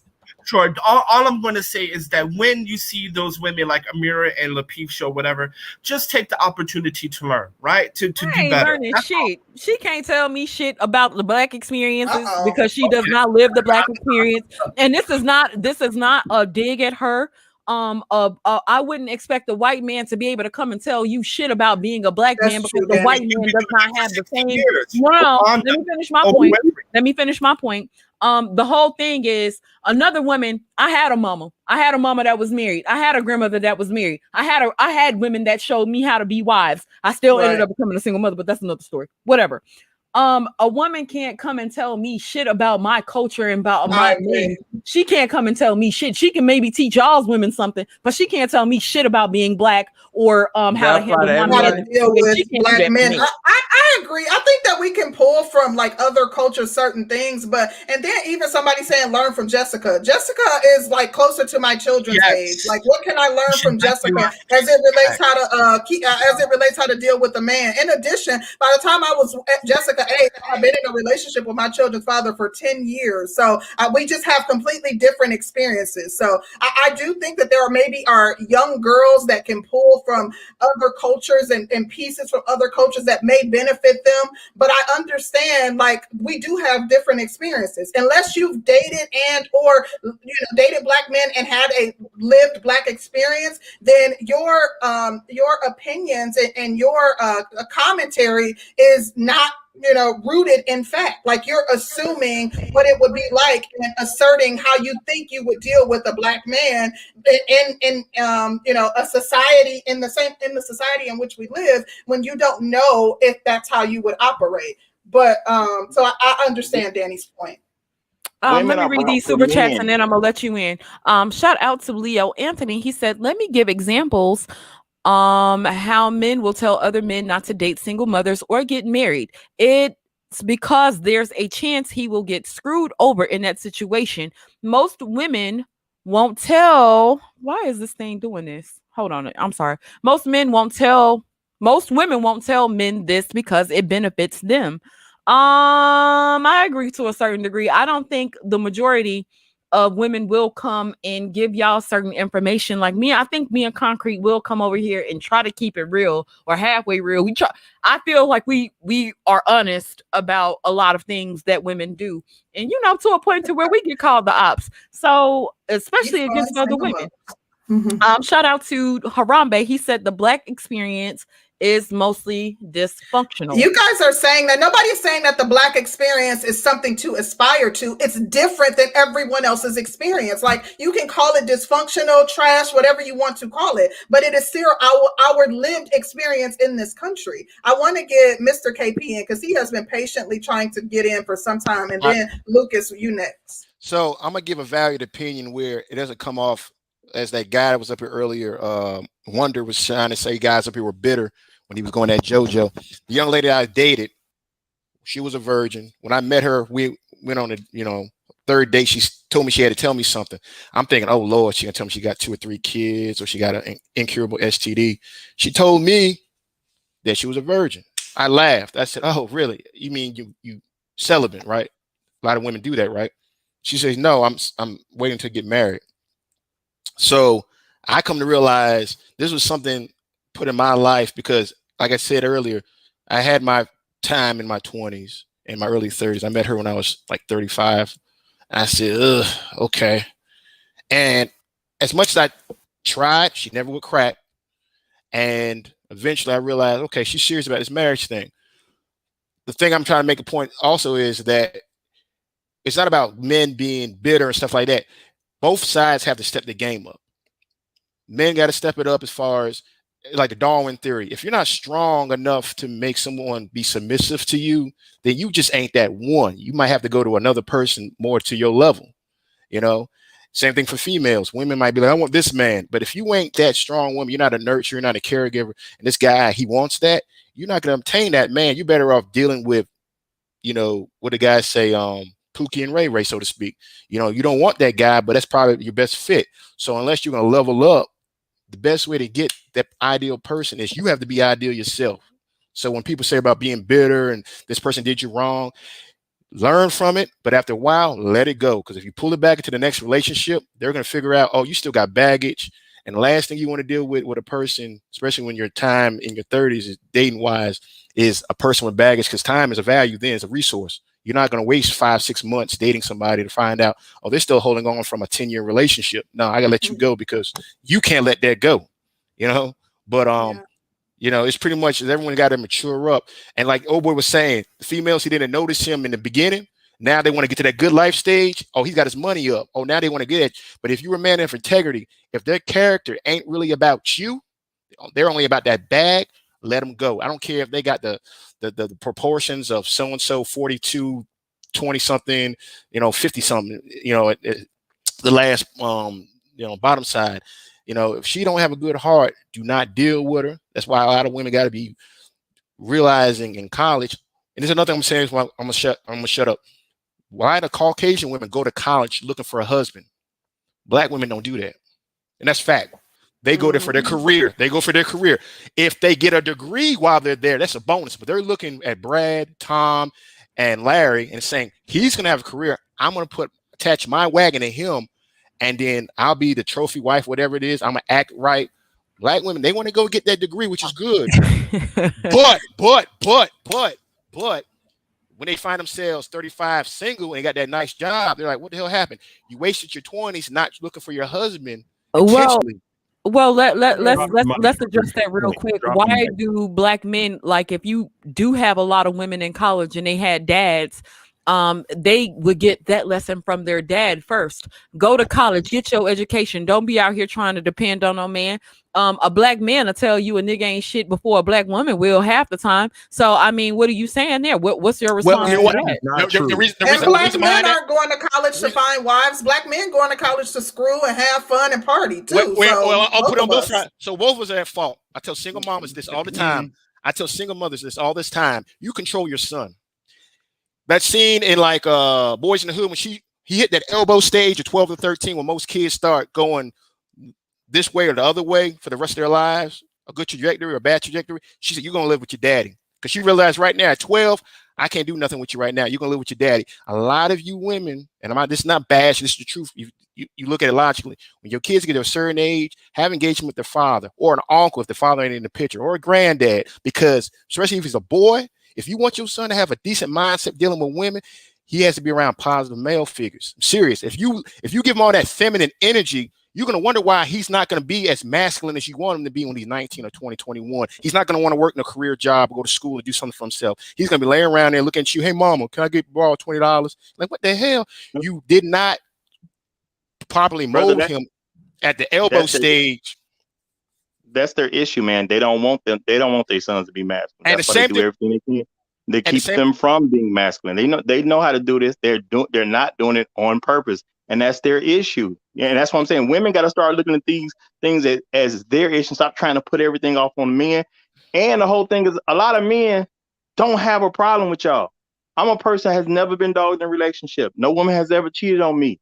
Yet most of y'all are not good enough to be in a relationship with. You can't say it's because some woman did me wrong. No, you're just not good enough. If y'all would just be better, men will accept y'all. And y'all want to do everything but just be better. It's not hard to please a man. A woman should be able to be a base model wife at 18 years old. If you failed at that, you're the failure. It's not the man that made you a failure. You're supposed to be getting raised so you can be somebody's wife one day. If so you don't do that, like that's your parents' fault. So you don't feel like men bear any responsibility into the demise of the Black relationship period? Most of the men ain't even there because I want you to answer the question now. Yes or no? It's a yes or no question. Repeat the question. Are men responsible? Are men partially responsible for the demise in the Black relationship? No. Do they bear any responsibility in that? Wow. Men bear responsibility for everybody under their leadership. If you're under his leadership, then he's responsible. Let me read this super chat from Black Wizard so we can let Lucas get in here really quickly. Black Wizard says, if life was as simple as get over it, the world would have less problems. Dudes don't get to talk about how they feel. Everybody wants men to take charge until it looks like this. Sometimes it's ugly. Deal with it or leave. Black Wizard, I actually agree with that. I think that Black men have every right to express themselves and have a space in which they can express themselves. But that doesn't mean that there does not come a point in time where, like, even if you look at the DSM manual as it relates to people having psychological issues, there is a healthy time in which you can grieve and or process something. And once it goes beyond that, then they look at maybe you have some sort of psychological issue that could be attributed to why you're still dealing, or while you're still taking things as hard as you are. And I think the same thing goes with, even this space. If you're mulling in it, and it's, you look up and it's 5 years, and, your hatred for Black women has grown, and your disdain towards them has grown, and, you haven't done anything to heal that trauma actively other than jumping on panels and bashing Black women and talking about how they ain't shit, then you might need to talk to someone and do something outside of visiting this space and just sitting in that muck every day, because it can be detrimental to your own health and happiness. And I don't care, even if I were talking to a group of women, I would say this, literally, you are like, if all you're focused on is the negative, that's what you will attract. It's important to have a positive mindset and outlook. And even if that means like just focusing on not dealing with Black women from other races, women from other countries, like whatever it is that you desire or that makes you happy, focus on that. Like, you shouldn't be spending. And there is something, I see you laughing, Kara Juice, but there is something called red pill rage that men do go through, where it can be considered unhealthy, and it can result in causing more trauma to you. Yeah, it is unhealthy. If you're going through it for an extended period of time, that could be considered unhealthy for you. Being logical. It's being logical. Okay. Black men, real quick, Black men have no blame when it comes to Black relationships. Black men have literally been trying to be in a relationship with Black women since the 1940s. We've seen the queen this, queen that. Black men, even to this day, I'm arguing with Black men who are willing to put their life on the line for Black women. Black women have no problem getting a Black man to submit to her, can do relationship or marriage or any. Black men still to this day. You guys are willing to go ahead. Let me finish reading this super chat, Ramil. I know you're going somewhere else and you're answering Danny's question really quickly. And we also have to get Lucas in here. Sun is Hot Raw says, and that's why we stay losing, because we think we know it all and not willing to take the opportunity to learn something better from others. That's also a great point. I've learned so much from this space. Anytime you try to enlighten these men, they think that they know everything and they shun it. And, oh, no, that's not possible. You can dwell in the muck for 15 years if you want, and like, that's unhealthy. Like, come on, be serious. Like, just logically speaking, it's unhealthy. Black Wizard says that might be true, but it's their issue to handle, not anybody else's. I agree, but it's also my prerogative to give my opinion, and that's what I'm doing. Big Truck says, go ahead. Real quick, man, I just say respectfully, men are only responsible for the women that they lead. The problem in the Black community, you got a lot of women that's not being led by a man.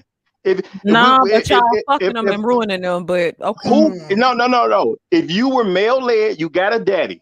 You start with a daddy. Period. You start with a daddy, and then it's supposed to be somebody else as you got older. You do have an opportunity to be led your entire life. If you don't have one as a child, blame your mama. If you don't have one as an adult, blame yourself. You have no excuse. It's not on single men that you're not being led. Well, that's more to Danny's question. So I wanted to finish reading the super chat before we go there. But thank you, Roger, for that. Big Truck says, go ask an Asian or a Jew how to succeed. They know.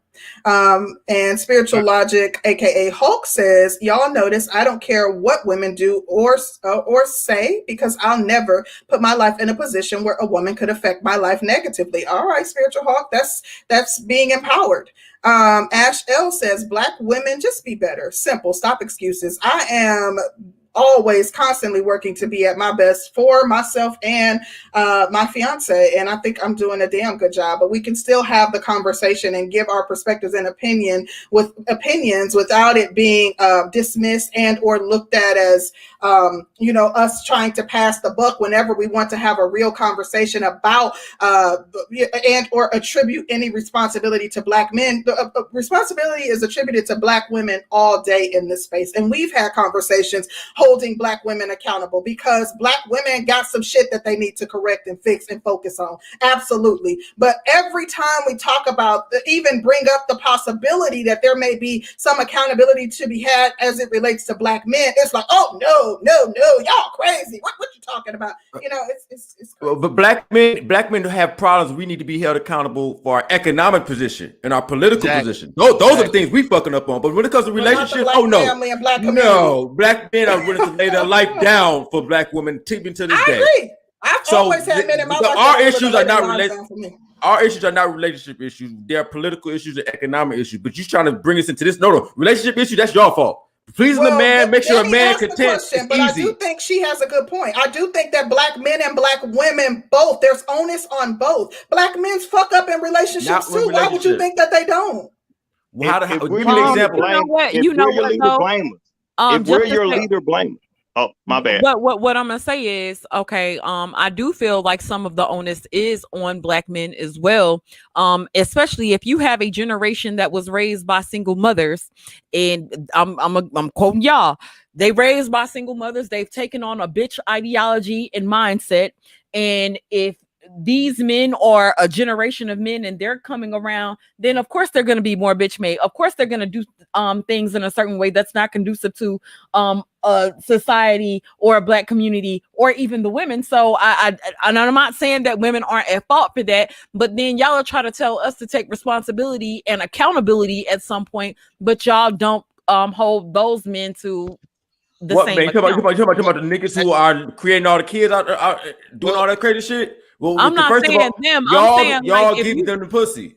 Yeah, exactly. You got to remember something. I don't fuck with them niggas. Y'all give them the pussy. The ones who made it. I'm gonna be a career baby daddy, career whatever the case. And I got friends like that. Whatever the case. And y'all sleep with Keisha. And y'all sleep with Keisha.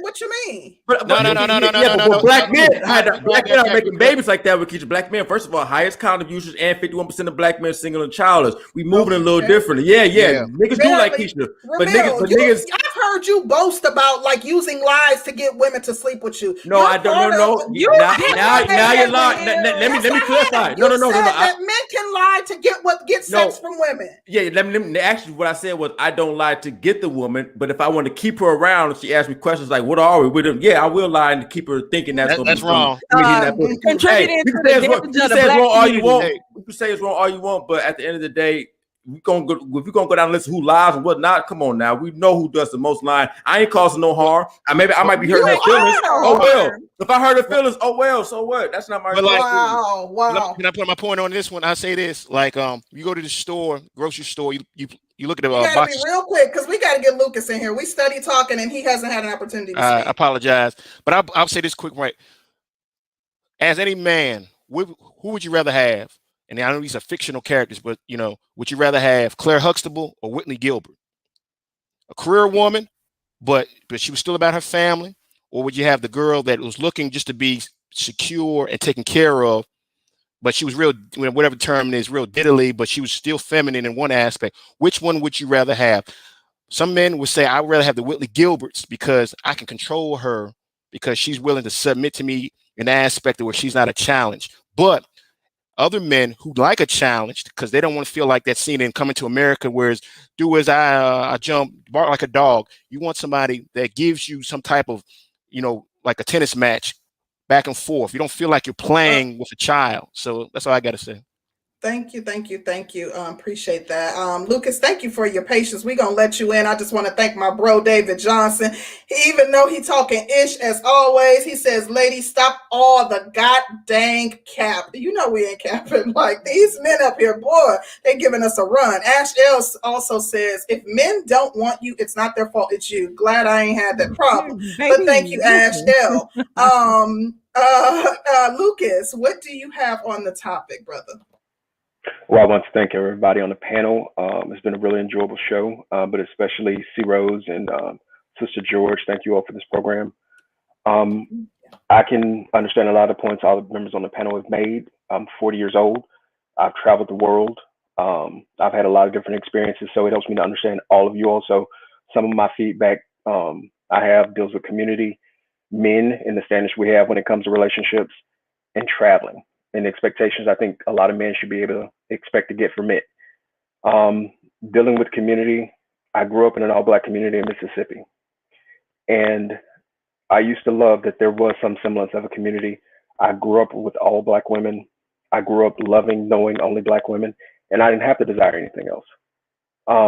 But I also understand that that same community doesn't exist in the same way that it used to. And I believe it has a major impact on this dating frustration I see both with men and women out here in the dating market.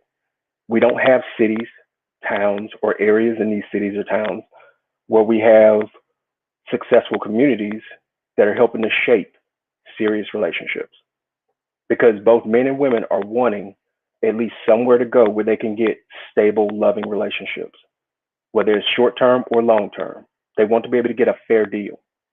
And I think that we've developed out into be highly individualized, I guess, seekers out here on this dating market, where we're no longer living off a community standard, but we're living off of individual standards. And it's creating a lot of frustration where I think for women, they're looking for men that are going to be providing, giving them a glamorous lifestyle, subsidizing whatever things that they want. And they may not feel like they're getting the full deal out of that, or they can't find it as easily. And I think for a lot of men are feeling that they are not getting women desiring them in the same way that they may used to, or women that are not approaching them, even if they're doing the right things. So it's like they can't get a peg on what women are desiring in the marketplace, and they're seeing women confusing them about what they really want. But I believe if we start, we're going to have to start focusing on, I think, fixing issues, or at least a part of this issue is we're going to have to bring back and build communities. And those communities are going to have to be economically based, they're going to have to be culturally based, and they're going to have to be family oriented. And I think that'll help at least bridge 20 to 40% of the dating market problems that we have currently right now. In terms of men and our standards, I think men, we also have to look at ourselves out here in the dating market, because we can't look to women first. I think for a lot of us men growing up, and I'm looking at myself, or I'm going to speak for myself, and I'm going to generalize this to some men, that I grew up in a single parent home, and I did not look to growing up to marrying a woman. It's not that I just didn't think about it. I grew up to thinking I needed a woman, but not thinking of loving a woman, marrying and successfully building a family with her so I can build a legacy. I did not have that programmed into me, even though I had two loving parents. I had two parents that were very close to me. Neither one of them talked to me about that. My parents did not, and my family members did not push me to get married. There was no pressure. There was no expectation that I was going to even bring grandchildren. I don't have any children even currently to this day. But for men, you have to know, or at least for me, I failed not knowing exactly what I wanted from a woman. I thought I just wanted to have, or at least I was hoping to gain just sex, access to a woman, and that would just please me. It was never enough. And it was never enough for me what I was giving to a woman, because I didn't really know what a woman wanted. So basically, I was contributing to a lot of mess in the dating market when I started out. And what I thought that was, that's crazy, man. You contributing. So by you not being married, you're saying you're contributing to the mess. That's so when a man says, "Oh, I'm gonna live my own life," you're contributing to the mess instead of living your own. This is crazy. This is how brainwashed you niggas are. He said he was literally just dealing with women like he could gain access and sleep with them. It's not just not wanting marriage. That's not contributing to the mess. That's not contributing to the mess. The females wanted the dick too. They wanted sex too. Rom, allow me to clarify for you. Can I ask you a question? After Hold on. Can I Well, let him clarify first, Swim Champ. What I'm saying is that if I would have known I'm going into the dating market where I just wanted to sleep with, let's say, one specific woman, or basically I was wanting to sleep around with different women, but I wanted to have the expectations that all those women had to love me. I wanted to be celebrated like a rock star. I wanted to go taste the rainbow. I wanted a one-sided deal from all those different women, and guess what I got in the end? Not one-sided. If you're giving her dick, she getting her nut too. It was one-sided. Let this she get her nut too. She get her nut too. Let's stop acting like pussy more valuable than dick. She get her nut too. That's what I'm saying. It's not one-sided because you fuck. This logical man. You don't know if she got hers off or not. And made some sense. No, Rum. What I'm getting at is that I went into a lot of relationships because I wasn't looking at a standard where I, as a man, and that's something that Kevin Samuel talks about a lot later, that I had to learn. I offer something. I offer security. I offer stability. I offer protection. And as a man, I wasn't really thinking like this. But I'm saying that what I was wanting was unrealistic. Just like what they wanted. What's so unrealistic about us? What's so unrealistic about what's so unrealistic about you being number one priority in your life, and women are acquiescing to what? No, I wasn't the number one priority in my life. What the number one priority in my life was my desire for basically lascivious sex. Okay, well, if that's your number one priority, that's a personal problem. So I see what you're saying. I'm getting at that the point that I'm making is that as I had to mature in the market and I had to get realistic, what I began to understand is, okay, I do offer something. Not just do I offer something, but that I'm starting to shape expectations that I want a girlfriend or a wife to be this. I had to learn it. I had to learn, okay, do I want a wife? And if so, what's the time frame do I need to do it? Basically, you have to start planning a family. Ultimately, at the end of the day, you got to start planning a family. And this is where I get into traveling. So I thought, okay, travel the world. I'll get to have all these different experiences. And I did get to experience something different with different women. And I'm going to tell you, as you get out in the world, I've traveled to Costa Rica. I've been traveling since 1999 when I was studying abroad in Costa Rica. I've traveled all over Central America. I've been to Brazil. I've been to Central America. I mean, I've been to Colombia. I've been to Venezuela. I've been to Cuba. Nothing like an American woman. Tell them. And I'm gonna say I've lived in the United Kingdom. I studied in the United Kingdom, so I've had different experiences. And what I'm saying is that those women are going to have expectations of you. And it doesn't matter if you want to get away from the women that are American, or if I'm not trying to just say here, because you can go for whoever you want and whoever you like. But those women are going to have the expectation that you're going to take care of them at the end of the day. You ain't getting away from that as a man. You're not going to get away from, they're going to expect you to be able to protect them. You're not going to be able to no man is going to be able to get away from the expectation that you're going to be able to deliver certain things that they want. And at the same time, you're going to want something. So also make sure that you know exactly what you want from those women, whether you think she's most feminine, she's going to be a great mother. A lot of times we miss as men, we want a woman to be a great mother. This is something I missed, that I started seeing a woman that actually knew how to nurture children. It was like, wow, like you better start, as you take all those experiences, you better start gaining a good traction of what does that woman need to have as who she is to help develop the kind of person that you ultimately want to aim for and give your resources. Because as a man, and I'm going to say this, some things about women, men, we have to be very protective of the resources that we're going to accumulate, the efforts we're going to put forth towards a relationship, the protection we're going to give to a woman, because one, it can lead to our death, it can lead to our financial ruin, and it can also shape or damage our ability to recumulate wealth over time. If we're basically silly and willy-nilly with giving out resources, sometimes you call it a simp, but at the same time, if we're dealing with a woman that's not serious with us, but is fooling or tricking us. Wait a minute, Lucas. We got to get to these super chats before we lose them.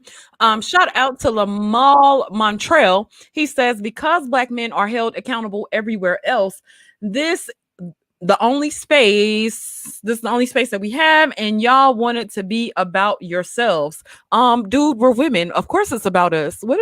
I thought they told y'all about female nature. Don't do that. Shout out to Karaba. He says, represent Ramil, bros before hoes. Ain't that what we said? Wow. Shout out to Ramil. Ramil rolling his damn eyes at us. Ramil, don't do us like that. We just came to, get it straight. Well, man, I'm over here trying to do. I swear to God, this is exactly what happened this morning. Because every time in the morning I start doing like my little work shit, I find one of you niggas to put on in the background, and I swear to God, as soon as I started, I was like, "What the fuck? Can I hear one morning?" I was not finna go live this morning. I'm finna do this shit. Okay, damn, man, I got it. And I'll just wrap this up. Wait. Let me get the rest of them out the way. Shout out to Snuggle668. Snuggle says the sad part is this young man think he is being logical. If he wants to talk like this, the women in other cultures, they would look at him as weak. Snuggles, that's an interesting point. That's a very interesting point.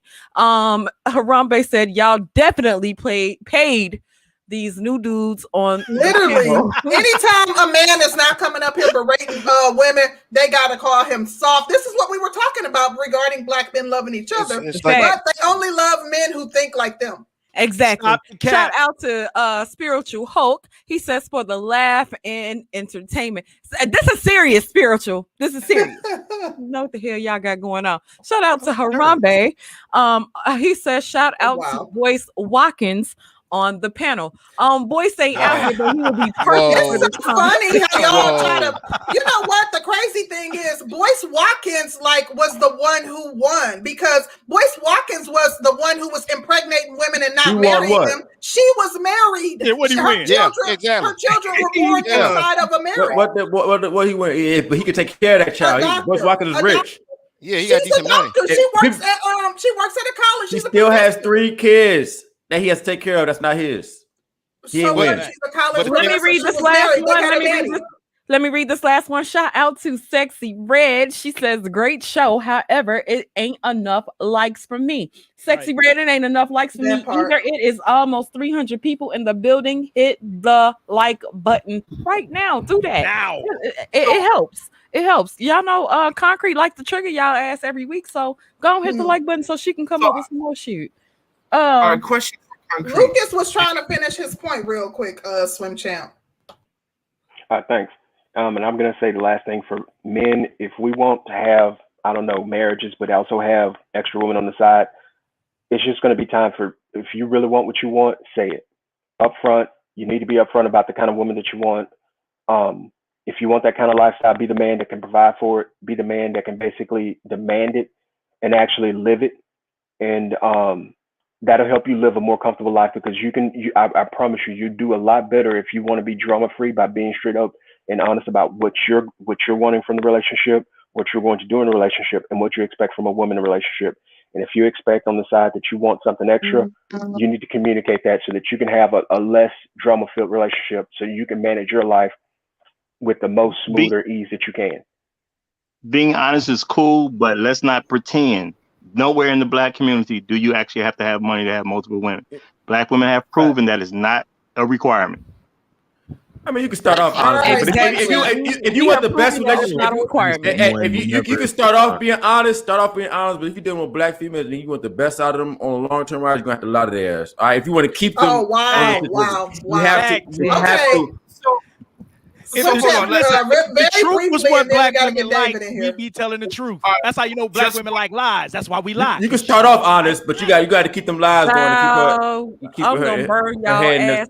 Oh, I'm gonna burn y'all. Toxic. Hey, like I just want to real quick. I just want to understand why in the hell is this the community is a Black man's fault. I have went to school. I have pulled myself up my bootstraps. I have never dated American. I have never dated an American, Black, white, or whatever. Every relationship I had has been out of the country. I've been out of the country for 14 years. So how can you sit here and tell me that I somehow owe the Black community? You don't owe the Black community. And what we don't understand is, if you've been out of the damn country for 14 years, why the hell you over here complaining about what Black women doing? You don't even know. I've never. That is a good question. He's not. No. First of all, are you from the United States of America? Y'all need to stop coming to guys. Y'all need to stop coming to guys like that. Guys are talking about what's going on in their life, and y'all keep trying to make it out to be complaining. No, you women are complaining. Y'all are complaining because y'all are talking about. Y'all literally speak about men you actually had sex with and the bad results that come with having sex with those particular men, whether it's not getting a relationship, whether it's not getting a marriage, whether it's becoming a baby mama multiple times and all that type of stuff. STDs you catches, Roger, the niggas ain't paying child support. No. Roger, you're doing the same thing, because we don't partake in those conversations complaining about Black men. I don't give a damn. I got good Black men in my life. All the men that I've come across I'm not talking about you person. I'm not talking about you person. But when it comes down to it, I didn't had a channel. My channel done been hit multiple times because there's too much truth on it at the end of the day. And I ain't never once complained, period. I tell been hit because it's not the breakdown. Women like I didn't know they was hitting Roger down. They shut Roger down because Roger don't have he ain't have us on there over there. That's all it is. Go ahead. Whatever. Go. But the whole point is, I ain't made a complaint yet. All I do is tell men how to move around based on the environment they live in and women you have to deal with, how to figure out the good ones from the bad ones and all that. I ain't made one complaint about Black women yet. Why? Because losers are not the women we're supposed to be focused on dating anyway. I tell them how to avoid sit over here and call Black women losers, Roger. Just is not. No. There's a lot of you all. No. There is a lot of you all that are losers. And a general base level is just if she. Maybe I'm getting ready to drop Roger's ass. I am. It is. It is what it is. 1 second, let me say for the record, I have never ever, not on this panel nor Roger's panel, have ever complained about Black women ever. What? You always coming over here? Look at these statistics, guys. Guess what? They still run shit. There's shit over here. You guys can come overseas. What's going on over here? Guys, guess what's going on over here? A stat is not a complaint. What constitutes complaining? What's complaining? What's complaining? I'm confused. If you coming over here to offer negative statistics towards Black women as opposed to looking for the positive in all of us, then that is a complaint. That's some bullshit. No. Statistics aren't complaining. Yeah, that's just saying Ramil, I support pump and dump. Don't come up here with this bullshit and fuckery. I support pump and dump, bro. I'm just saying, statistics about niggas too. Niggas can't read past the 8th grade level. You know what I don't ever do? You know what I don't ever do, because I know you guys are very sensitive to this. I will never come to your space and bring up negative statistics about black people. You got to, niggas do it anyway. You ain't got to.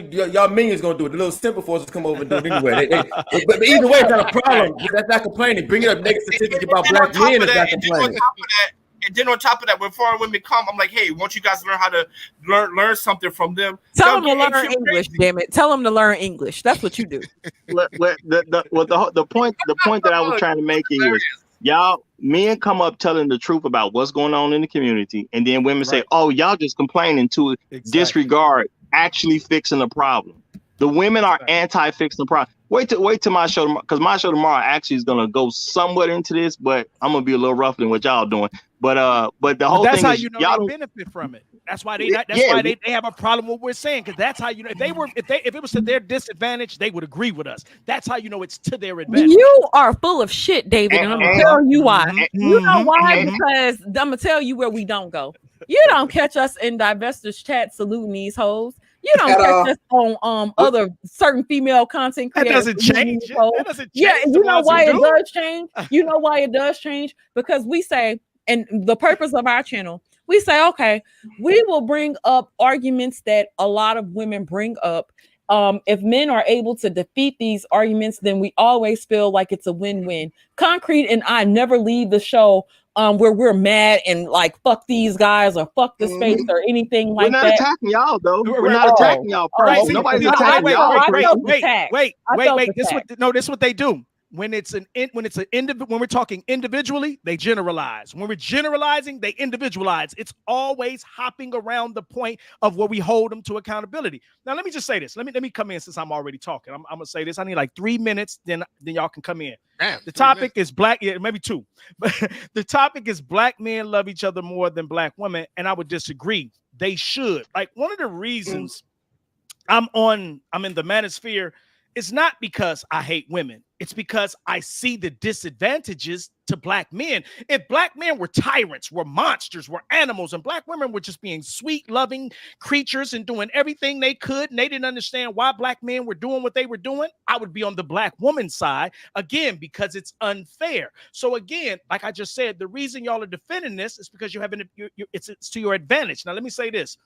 Black men don't love black men more than they love black women. That's the problem.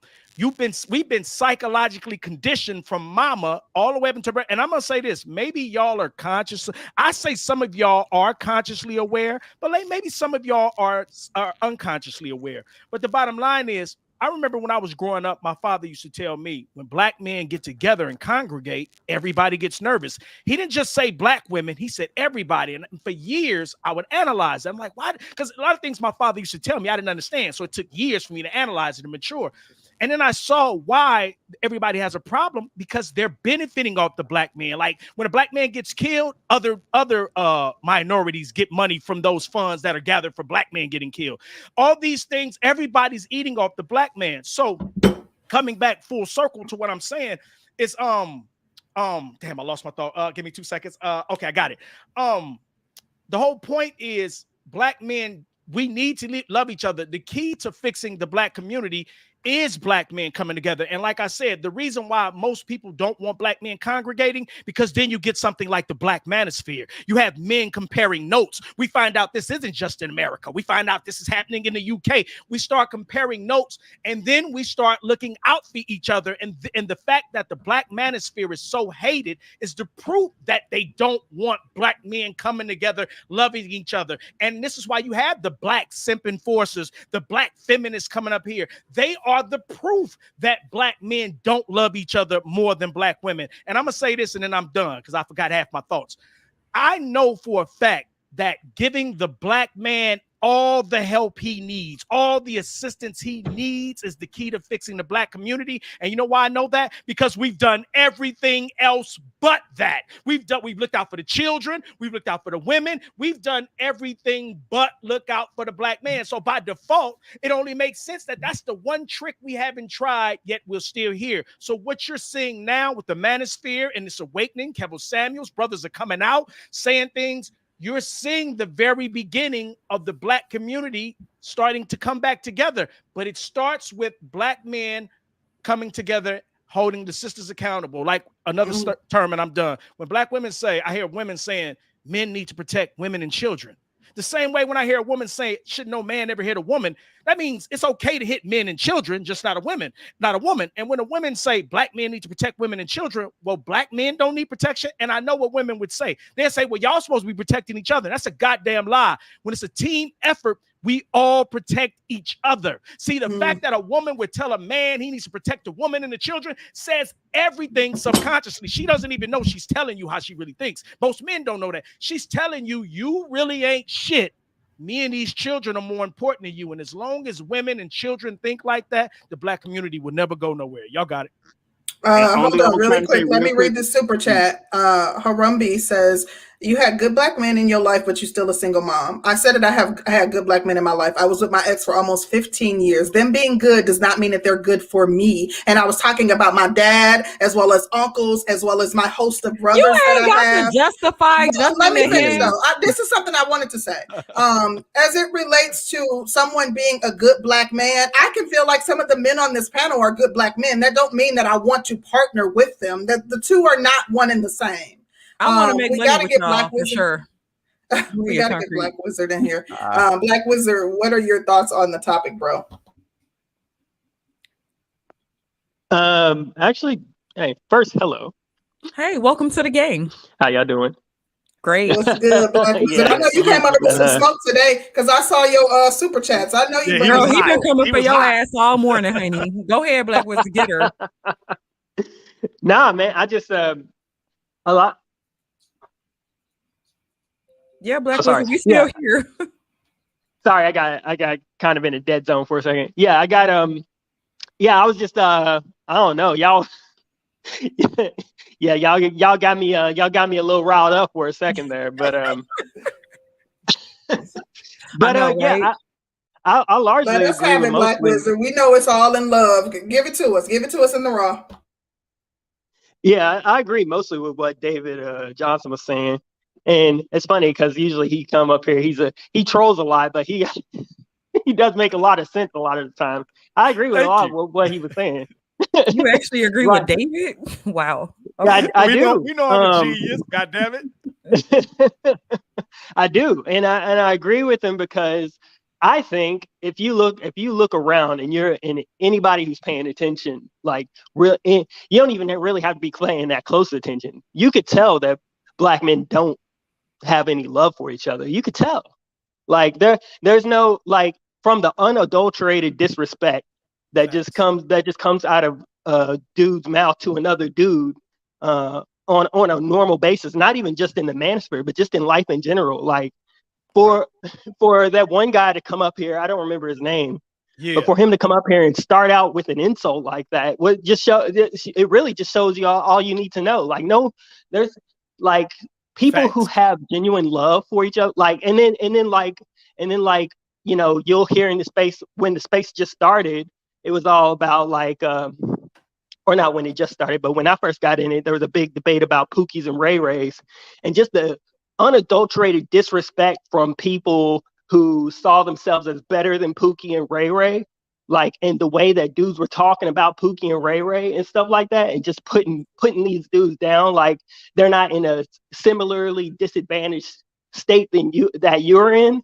Like, it just shows you the amount of like disrespect and no love that is completely ingrained into Black culture, and it affects us in a negative way. Facts. I agree with David Johnson. If it was about love and it was about putting ourselves first, then I think there'd be a massive change. I think the manosphere is doing a lot for that in a way. Yeah, you guys know that there's a lot with the manosphere I don't agree with, and it mainly comes from the fact that I don't see love for it to go into men. So that, like, that's one of my biggest gripes with the manosphere, is that, you know, there's all this everything that the manosphere, or what the manosphere mostly focuses on now, is like I don't know, it's just really disrespectful to yourself. Like I just don't like the way you're just throwing out your attention to whoever, or, you know, you just having sex with whoever, and, you know, you don't like, on some levels I know that, you know, I don't know, like I just look at things a little different. But yeah, like that's what I'm saying. I don't think that there is any love for men to men on many levels in the Black community. Facts. Wow, Black Wizard. Let me, you know what? Go ahead, Danny. I wanted Sean to get in because Sean has to go, but Black Wizard did bring about some good points. It's interesting how we all see things differently, being on one side of it. I think Concrete and I are in a unique position in this space, because we do get to hear stuff from both sides, and even with some of our own observations, we do see see men putting each other first and putting each other ahead, and saying F women, and women ain't this and women ain't that, and discouraging relationships. But we do see y'all go against each other as well. So I do think that that's a really, really good point.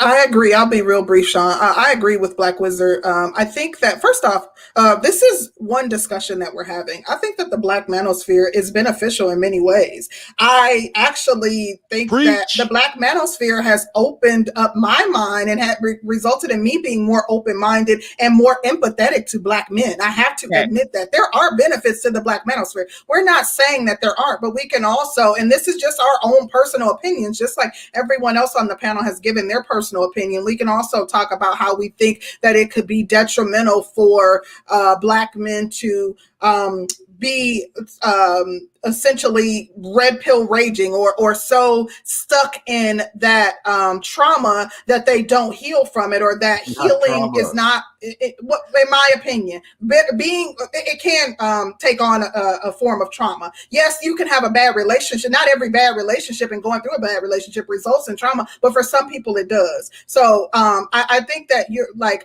we weren't trying to highlight that there are no benefits to this space and that's all the space is about. I'm learning new things about the manosphere on a daily. Like I did not know that Big Truck's channel was as diverse as it is, and he has so many resources on his channel. So there are benefits to the Black manosphere. That's not what we're saying. I want to let Sean speak because I know he has to go, and then we got quite a few super chats to read off. Yeah, I'll just quickly say my last words here. First off, I'll say that I disagree with Black Wizard in that I do believe that there is love within the Black community and the Black manosphere. See, I think the issue comes into where we confuse competition with not loving someone. Like each channel in the Black manosphere and the manosphere as a whole is in competition with one another. Of course, to be the best channel on YouTube, to get the most amount of views on YouTube. So let's keep that in mind. You can still have love for someone and be in competition and going head to head with them. And secondly, I'll lastly say that we seem to be, as I alluded to earlier, we seem to be leaning towards being in a world where men are expected to shut up, go to work, get resources, get power, tuck your head between your legs and not say anything. Whereas women on the other side are encouraged to say whatever they want, do whatever they want, hold men accountable, talk down on men, say whatever they want about men, and not be held accountable and have their foot put to the fire to what they're saying. And the reason why I say that is, I'll give a couple of examples here. Misogyny is defined as the hatred and contempt of women. Now, guys, everybody on the panel here, especially men, let's be honest. How often do we hear that word thrown around the manosphere from outsiders, from people who disagree with what we're saying about Black women and women in general? How often do we hear that word thrown all the time, brother, all the time? And taken way out of context, taken way out of definition, has nothing to do with the actual literal dictionary meaning of the word. It's done a lot. And secondly, women, when saying whatever they want about men, saying all the bad stuff they want about us, how often do we hear the word misandry thrown at them? Seldomly. Hardly if ever. Hardly ever. At least in relation to how often misogyny is thrown around. Misandry is rarely, I'll say rarely, thrown whenever women say whatever they want about men. And that proves my point that we are ever leaning towards being in a world to where it's okay for women to say whatever they want, and misandry not even mean anything if it's thrown at them. Whereas men, we just simply voice, what we want from women, our standards, and misogyny is easily thrown like a straight bullet at us. So I'll just lastly leave it at that.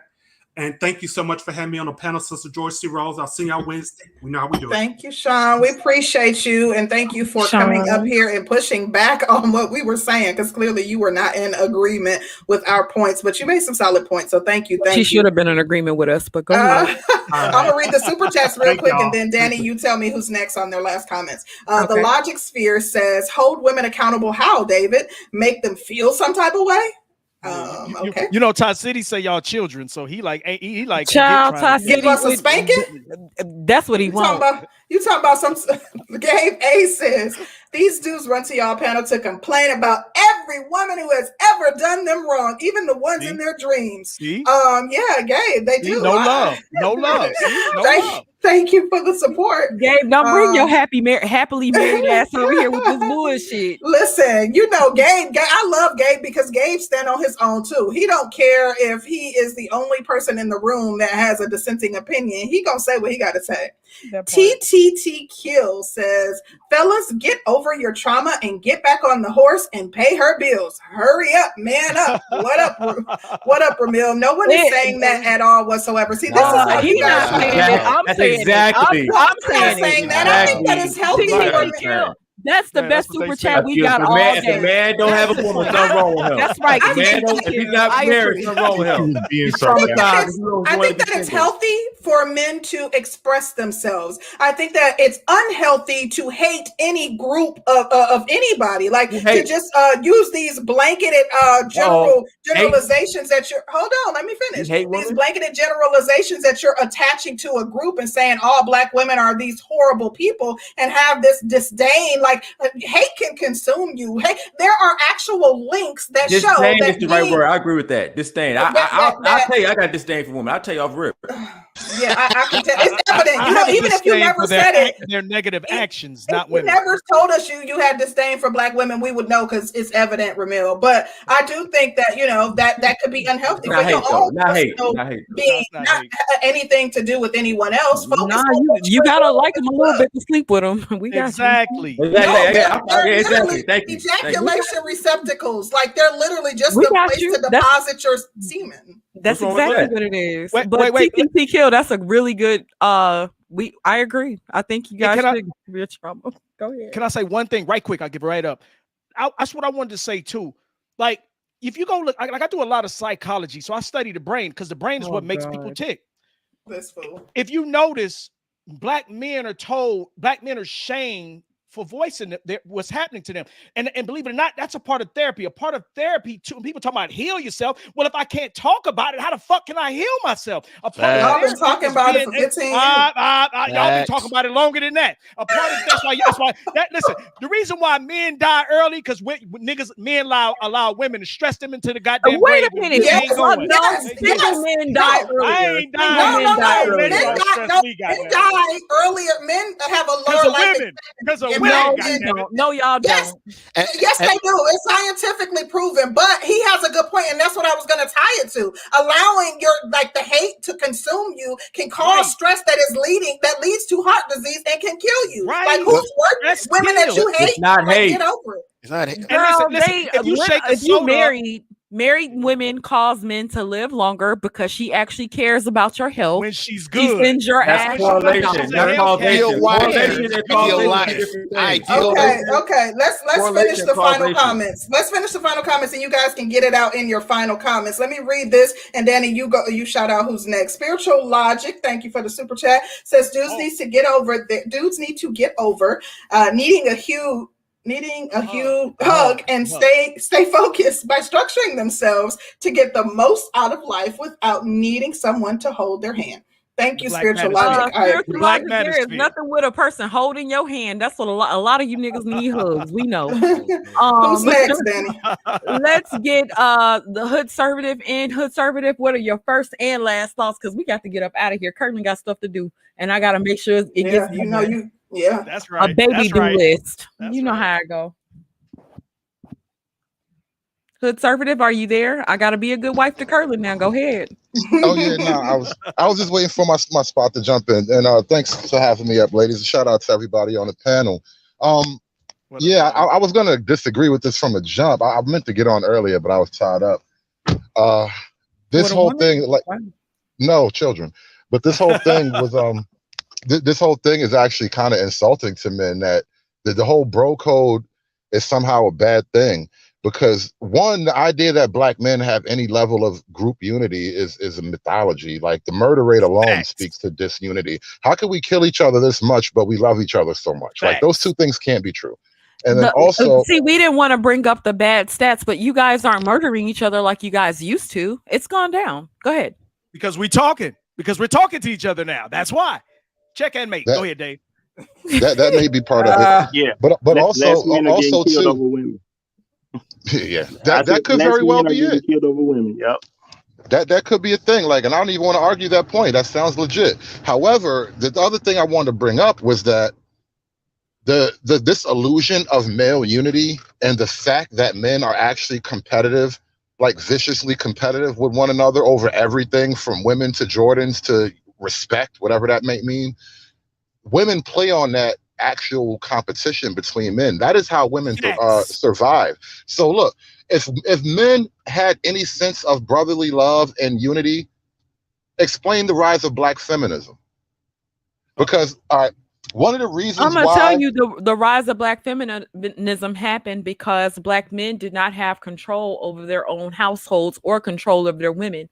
In order to maintain, I'm gonna tell you, you guys were not willing to subjugate your women to the same abuses and traumas that other races of men were willing to do. A lot of women look at you guys as the nicest men on the face of the planet because they don't think that you're going to rule over. You guys won't rule over your women. When black women have asked you guys what kind of control that you want over your women, you guys basically said that you didn't want to control your women, which other men don't have a problem with controlling their women. See, so y'all better, right there. That's where you kind of you girls don't really recognize how good you have it. Because why do you think so many men in America, we're looking over at Afghanistan right now and we're quietly team Taliban? If for no other reason, because they got a strong ass pimp hand. Their pimp hand is invincible. And so you want to be able to abuse women. Okay. No, you heard Sister George say women need to be controlled. Go ahead, bro. Right. Sister George, you just said out your mouth in concrete. You have a conversation with your friend because she just laid out the reality here. I'm gonna give my opinion in my final, but go ahead. She just said it. Women were out of control and men were not willing to do y'all don't want to do what it takes. Y'all are afraid to actually control your women. You're actually afraid to say that you actually want control over your women. When we ask when you niggas listening. Wait a minute. Let me finish my point. When me and Concrete actually had this conversation, we asked each man, if you could control an aspect of black women, what would you want to control? You guys don't want to control her sexuality. Y'all don't want to control what she wears. Y'all don't want to control what she says, but then y'all expect women to just jump in line. It doesn't work like that. It's not that. Wait. It's not that. We don't want to suffer. We don't want to suffer for doing the right thing. You would, and that's where it is. You have to suffer to control your women. If you want to control your women, let me just say this. Let me say this, and I'm gonna shut up. You don't have to suffer if you actually have your women in control. If you look at men of other nations. That's circular bullshit. No, that is circular bullshit. You are already out of control. Right. Sir, and they're out of control because you did not make them take accountability. You didn't make them do shit. Starting from now, starting from now, you're already who you are. Sir, so a man should pimp hand you. A man should pimp hand you. A man should pimp hand a woman. Women are just not going to jump into control. So y'all are children who can't control themselves. Thank you. Women are going to jump in. Wait. So if you're listening, if you listen to your own logic and you understand how other nations of men work, and you understand that other nations of men have control over their women and what they had to do to control their women, then you already know what the deal is. Just say you too scared to do it. And I understand. No, let me close with that. I agree with you. I'm gonna close with this, Sister George. I'm gonna close with this. Hashtag Team the Taliban. Stop supporting female businesses. Wow. I understand. I understand you ladies are doing the thing, and I don't mean to be disrespectful to what you're doing here, but as a fucking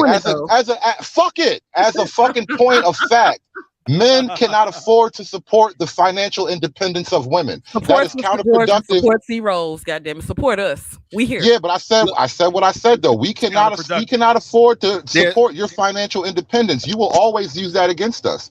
So as men, why should we allow you to have financial freedom? Why should my household, i.e. my soon-to-be husband. I'm just talking about your view. I'm just talking about power for men. Sit here and act like the woman's household doesn't increase your wealth as a household or as a woman's household is irrelevant. Actually, it's not. No, it is. Either men have power or we don't. Either a man has the power or he don't. What you have is irrelevant to what I need to get done.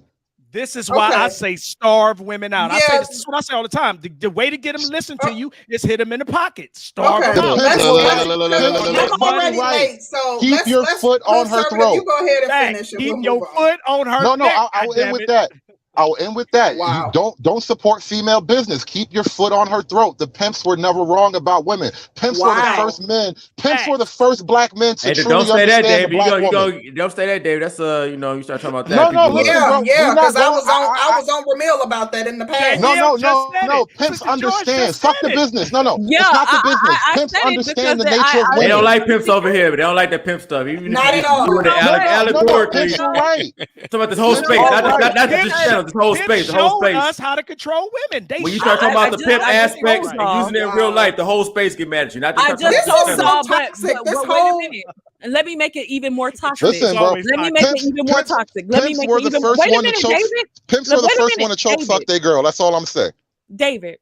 And what I'll say to y'all is, y'all can talk their shit, but then y'all have a whole generation of women raising men or raising boys. And so what do you think we're going to raise? We're not going to sit over here and actually raise men to be men. We're going to raise men to be dependent upon a matriarch. We're going to raise men. Let me finish. Don't cry. We're not crying. I'm damn sure not crying about it. See, look.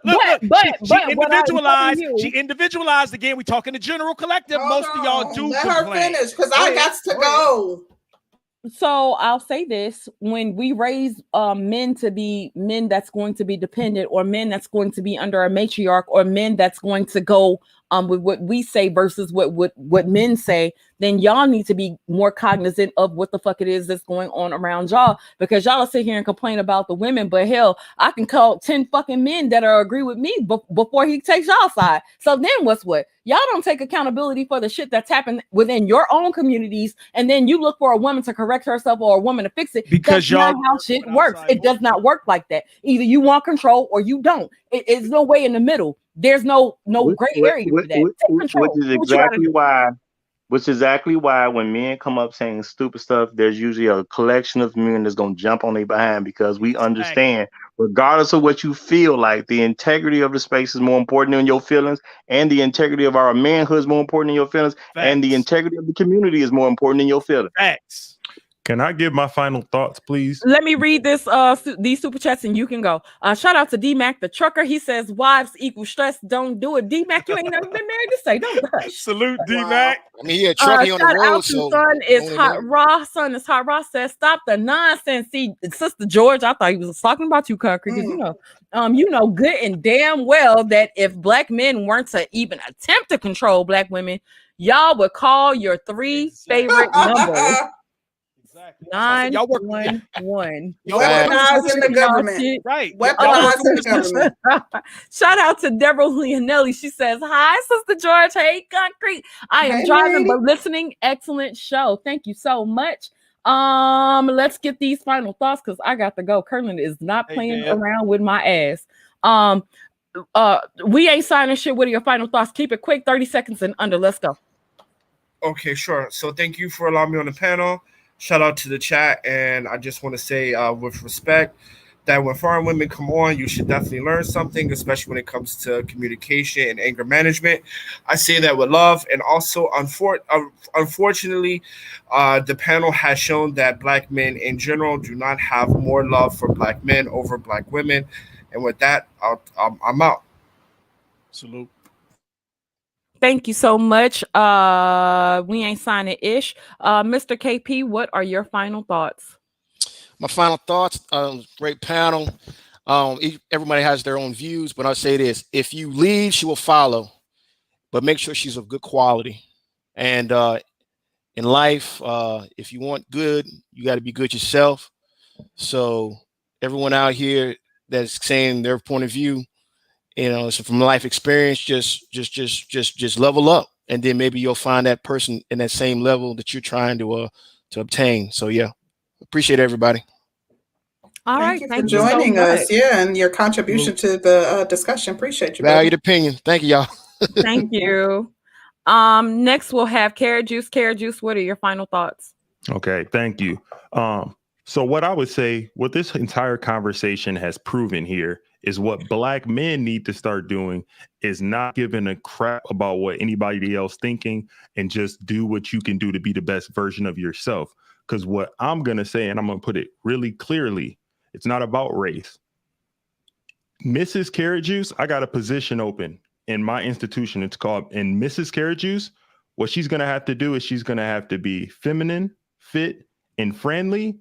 And when you want to put in your application, I don't care what your race is. You can have any race. I'm going to pick the best candidate for the job, whether she be Black, Asian, Latina, white, it don't matter, because to me, it's not about race. It's about what value are you going to add to my life.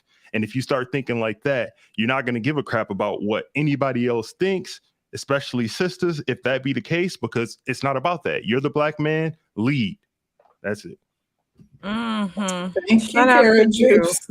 Thank you, Mr. Carrot Juice. Appreciate you. Come back through, Mr. Carrot Juice. Appreciate y'all. Bye, Mr. Carrot Juice. you stupid. Shout out to D-Mac the trucker. He says, why are you gentlemen taking Sister George and C Rose seriously? Facts. They just want a bunch of Pacos in the community, saving one baby mama That's not at no a dang time. fact. Stop, David. Facts, Look, D-Mac. seriously, Shout out to I D-Mac. am attracted to very masculine men, and my fiance also had children, so I'm not. And I didn't need saving too. I'm so sick of y'all shit. Let me go here and make my final statement. I'm gonna help y'all out a little bit. The reason we take them seriously is because they're gonna present stuff that a lot of Black women are going to think, and those Black women ain't never coming to a manosphere channel, especially a Black manosphere channel that's hosted by men. Period. They ain't coming. So you actually kind of need this particular space so we can actually talk about how dumb some of their thought processes are, because they're gonna go out there and get the collective of Black women's thoughts and opinions. And then we're gonna dissect those things, like this particular show right here today. This is a very dumb thought that a lot of Black women have. What? They've been using the same. Wow. Hold on. I mean, this is my final thought. Let me just say it now. Now, this extremely dumb thought is something that's been going on for Black women a very long time. Anytime Black women start to see themselves as losing an advantage, and they do lose an advantage if Black men work together more, or Black men stay focused on their particular goals, it's going to damage them because they cannot manipulate men the way they are used to being able to manipulate men. And that's why you have there's certain differences that come out of guys who are raised under a patriarchal process versus women versus guys who aren't raised from a patriarchal process. Like even myself growing up, there's some women who we're just not together because they couldn't understand a man being in charge. And because I have promoted to Black men on a regular basis, y'all got to start dumping women sometimes. Men allow women to get away with too much crap. You got to dump these bras. At the end of the day, if she ain't good enough for you, just tell her she ain't good enough and move on. Ain't going no damn where. Shout out to Reveal. Pump and dump. Hold on. No, I'm not. No, I'm not even saying pump and dump. What I'm saying is, if I get into a relationship with a woman, she doesn't prove herself worthy to go to the next level. Because I don't mind having a wife. But if she don't prove herself worthy to become a wife, you're getting dumped. That's what's going to happen to you. A girlfriend is a position for only certain women. That's not a position for hoes. Hoes don't get to have a girlfriend spot. And a lot of guys who didn't necessarily learn that growing up because they were kept away from their fathers or other strong black men, they would allow hoes to be their girlfriends, then go through a lot of bad situations, and then when they find out what's really going on, then they get upset about it for a little while. Exactly. That's a normal process. So you know what I'm saying? Now I think that's probably more the case when it comes to those, when y'all say people are suffering through red period. No, he's supposed to be mad. He's been lied to his whole life. That's how you're supposed to. Too. Shoot. Lied. Right. Yeah. Not, But it's benefits We've to been sold y'all a lives fairy and tale. work to y'all's. Not- We were sold a fairy tale. It didn't work to our advantage because we came out the gate your whole expecting life. everything and we got another. Right, but you know what though? Since you bring that up, I'm just like I say on my channel all the time. I gotta hold you accountable for what you believe. If you're dumb enough to believe something that's incredibly stupid, I got to hold you accountable. You contradicting yourself. You did. Why you don't hold the men accountable for what they believe? No, I'm not. Hold on. You just contradicted yourself. No, I did not. Like I just said, if a man deals with a hoe, you see what I'm saying? That's on him. He's dumb enough to buy into a hoe. That don't mean he shouldn't be mad when he found out he was dumb enough to start dealing with hoes. He should be mad that he was dumb enough to start dealing with hoes. That's called taking responsibility. That's what that's called. He's mad because he did something stupid for years based off dumb training that he bought into, and now that he's figured out he's been played a fool, he's upset about it. He's supposed to be upset and look to move differently. Period. So should women. I have never said. But y'all are not mad at the system. Y'all are mad at the men. We didn't teach y'all to be that. Y'all are mad at the men versus. And the men are mad at the women. Y'all and they should be mad at the system too. No. I didn't say nobody needs to be mad. I didn't say anybody needs to be mad at any other individual. I said the man needs to be mad because he believes. That's what y'all trying to point stuff outward. Man needs to be mad because he believes. The same way a woman, she goes through what I call low value rage. When she starts to understand how little her value is on the open market, then she's upset because she's not more valuable than she wants to be. That's why she can't get the ballers she wants. That's why she didn't end up with the NBA player. She didn't end up with the movie star and all the other stuff. She's mad about her own value. And the fact that she's mad about her own value and she's still pouting about it like a child, she won't just go in the gym and fix herself up, because women have a much easier fix than men do. Women can just simply go work out, get a nice body, get a pleasant attitude, and they got a much better shot. Men got stuff that sometimes they just can't get rid of. It's men out here with a certain height, they can't get rid of that height. There ain't nothing they can do about it. There's men who have missed certain opportunities because they believe some dumb stuff. Next thing they know, they end up in prison. They got a felony, and some of them guys ain't never getting out. They in there for life. They fault. No, at the end of the day, they have to deal with that themselves. And this woman out here that's ugly and she can't do shit about ugly, but get on makeup. Can. And y'all ain't gonna do nothing. And then she deceiving them. Right. Exactly. The devil. An ugly woman has a much easier role. All an ugly woman has to do is get out there and have the most attractive body she can and dress well and be nice. And there's still guys who will give her a chance, because there's so many fine looking women that ain't worth dating. Period. So ugly women still can win in our community. We are not so great as a community that ugly women can't win. Ugly women can definitely win in the black community. Right. We've never heard that shit before. No. I'm not saying because of sim, but let me explain to you what I'm saying by sim. Wait, Roger. This is the final thought. 30 seconds. Okay, 30 seconds. If y'all stop interrupting me, I swear to God. I'm sorry. You be saying some outrageous shit. I'm sorry. I'm gonna shut up. But when it comes to simps are men that protect women from accountability. Now that's different than being a sucker. A sucker is the guy being taken advantage of. But at least he getting some pussy out the deal. You know what I'm saying? He might have a hoe to be his girlfriend, but he at least get to smash sometimes. The simp is the dude showing up trying to tell, but no, don't say that about these women. You don't hold them accountable. Who do you think you are? Don't say nothing bad about them. Suckers, I don't Roger.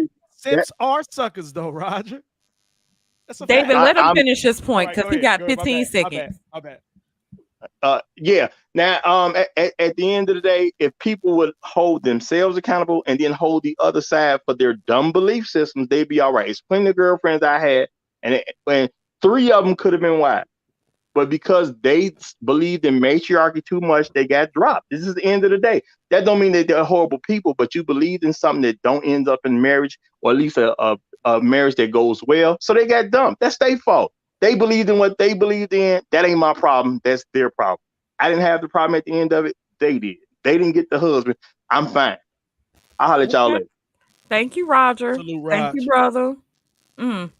Now, Roger done been across the world, got 18, they had 15 women that could have been wives, and he ain't choose one, and he say they the problem. Okay, got it.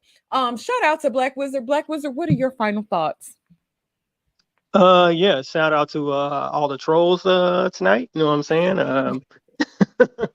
Sister George took trolling to the next level. Went Super Saiyan troll for a second there. Took trolling over 9,000. But anyway, as a person who is married, I just wanted to say this, that I have no desire to control my wife whatsoever. And if I wasn't with my wife, I would have no desire to control any woman. And it's not because I'm not masculine enough, or I don't have the means to get myself to do what needs to be done. It's because I don't want to. so like, one thing that I think, or I know my wife understands about me is I am who I am. So, if that means one day, I got some emotions that I want to share, and I might cry or something, then I'll do that. And if you don't like it, then get out. So like that's my frame. I'm not afraid to be myself. I'm not afraid to be me. And if I have to go out of my way to try to control somebody, then it's not worth it. That's just more stress for me. So you can go out and do whatever it is that you want to do, and wreak whatever havoc or not in somebody else's life, but you won't be doing it in mine. So, That's right. That's right. I love it. So it's like, yeah, like I don't like. And then the other thing I wanted to address, when Sean was up here earlier, he mentioned that I was conflating competition with love, and that's not true. The way, especially through like the super chats and the discussions that we've seen just today, you can see that Black men don't have a general, like a lot of Black men don't have a general respect for each other. Like, it has nothing to do with competition. Like, when a super chat came up here talking about, dudes are in their feelings and, they just need a hug. Like, what's that got to do? That got nothing to do with no competition. Right. That's just somebody, that's just somebody talking about somebody because because it can. Like, you see what I'm saying? Like, and it's this kind of stuff that I see all the time. Okay. Yeah, I heard it. I muted up because I didn't know what it was. I thought it was him getting electrocuted or electroshock or something. I'm sorry. It sounded like it's you. That was me typing. Sorry. Oh, my bad. No, it's not a typing sound. Concrete. It's like an electricity sound. That might somebody's got feedback. But go ahead, bro. Oh, my bad. Yeah. So, like, I see a lot of negative, disrespectful stuff from men to men, not just in this space, but in my everyday life. And I don't think that I can say that in general, I see Black men showing love to each other that, like on a general basis, you know what I mean? Like, not strangers anyway, maybe inside families, but not strained, like you just talking to some dude and you just be like, hey man, I got some stuff I want to talk about, like I don't see that kind of stuff, So I think I disagree with the premise of this title. And yeah, I hope that men can, step into being themselves, expressing themselves however they see fit, just like men are doing in the manosphere, and then have no problems with doing that. And that's all. Right. Thank you, Black Wizard. Absolutely. We appreciate you. Clearly, I knew from jump that you were not feeling this title. You were not feeling what we had to say because you were coming with the smoke. But that's all right. We still rock with you. And tell the missus I said hi. And you still a part of the gang, Black Wizard. So get rid of my wrench. Bye. You got to get jumped out, brother. Right. The hell? Once you sign up, it's in. You either in or you in. That's it. Exactly. Shout out to Lucas. He says, "Great show, ladies. I hope your platform keeps growing." Thank you. Absolutely. Thank you so much. Hit the like button if you guys please can. Get us to 200. We need 200. Hit the like button. Hit it. Hit it. David, what are your final thoughts? Am I Borgen? Am I good? Yeah, you're good. Okay. Ooh, that noise. He always trying to show out. Maybe it's my ceiling fan in the background. I don't know. It might be concrete. We have been on you. You and Fantastic. We have been on y'all about y'all goddamn device. My good sis got me a mic. My good sis got me a mic. I'm sitting here with my Beats headphones on. I got my computer. I don't know what the problem is. I give up. David, I lose an edge, like one edge out my hair every time we do a show. They're gonna be missing by the time you done. Ain't nothing wrong with these headphones. They brand new. David, if I walk around here edgeless, it's because her damn microphone connection ain't been working. I swear to God. I don't know why. I give up. Oh, you stupid ass. I'm gonna go over there and do an assessment before it's over. Please. Baby, go ahead, David, because I'm losing the edge now. Let me know if I'm choppy because I can hear my stuff chopping. Okay. What I want to say is, see, this is proof. First of all, let me say the manosphere wins again. Secondly, this is just proof. Like we hear when men talk about being teams or working together, you notice it's shame. Y'all call it circle jerking. Y'all say we over there. Every time men come together, it's a problem. That's why I say I've seen this. That's why I jumped on the topic. Because when you said it, I was like, this is perfect. If y'all notice, I come to topics that I can bring something to. Otherwise, if we've already talked about it or it's not something I'm big on, I just listen and troll from the chat. But this was a good topic. And let me say this, salute to you, my sisters. Y'all been doing great. Like, even though y'all are in the sisterhood, y'all are some of the people we can at least have a little diplomacy. We can politic with y'all a little bit better. Listen, y'all are sisterhood because it's in your nature. That's another conversation. All women are sisterhood because it's in your nature. It takes those women who want to break the cycle to come out, and it's not enough for y'all. That's why I always say for the women that claim to be good, y'all not really good because I don't see enough of y'all in the sisterhood spaces. But that's another conversation. Back to the brothers. This is why, brothers, the manosphere is so necessary. I hope y'all heard it. Concreterose and Sister George gave y'all a great show today. And if nothing else, this show should make us come together more. This was a much needed topic. And I wish some of the brothers, Ramil, you might have to do a part 2 to this. We need to talk about this more because most of us. I can't stand Ramil. I really cannot. That's my nigga. All right, so listen. Because most of us don't understand. Like, listen, bros, I'm talking to the men. We've been psychologically conditioned not to work together. See, it's easy to say, no, that ain't true. That if it's unconscious, if it's something that's subconscious, you're not consciously aware of it. And if you've been brainwashed to be this way, and see, a lot of times people think everything is direct. Sometimes things happen indirectly, and the things that are indirectly are usually harder to catch. Well, this is one of those indirect type of conditionings that we've all been trained to do. Like I said, how many times do you hear women encourage their sons, find you some good male friends you need? How many times do you hear women say, go find you some friends, get some of your buddies, go hang out with your buddies? If anything, when you're hanging out with a guy too much, she swear y'all up to something no good. Like I said earlier, anytime you start coming together and there's true brotherhood, I've even seen women start shit between two good friends just to break up that brotherhood. And I'm not too sure if they were consciously aware of it or not. So again, bros, this just proves how necessary brotherhood is. And like I said earlier, us coming together, us putting the men first. The only thing we haven't done in the black community is put the black men first.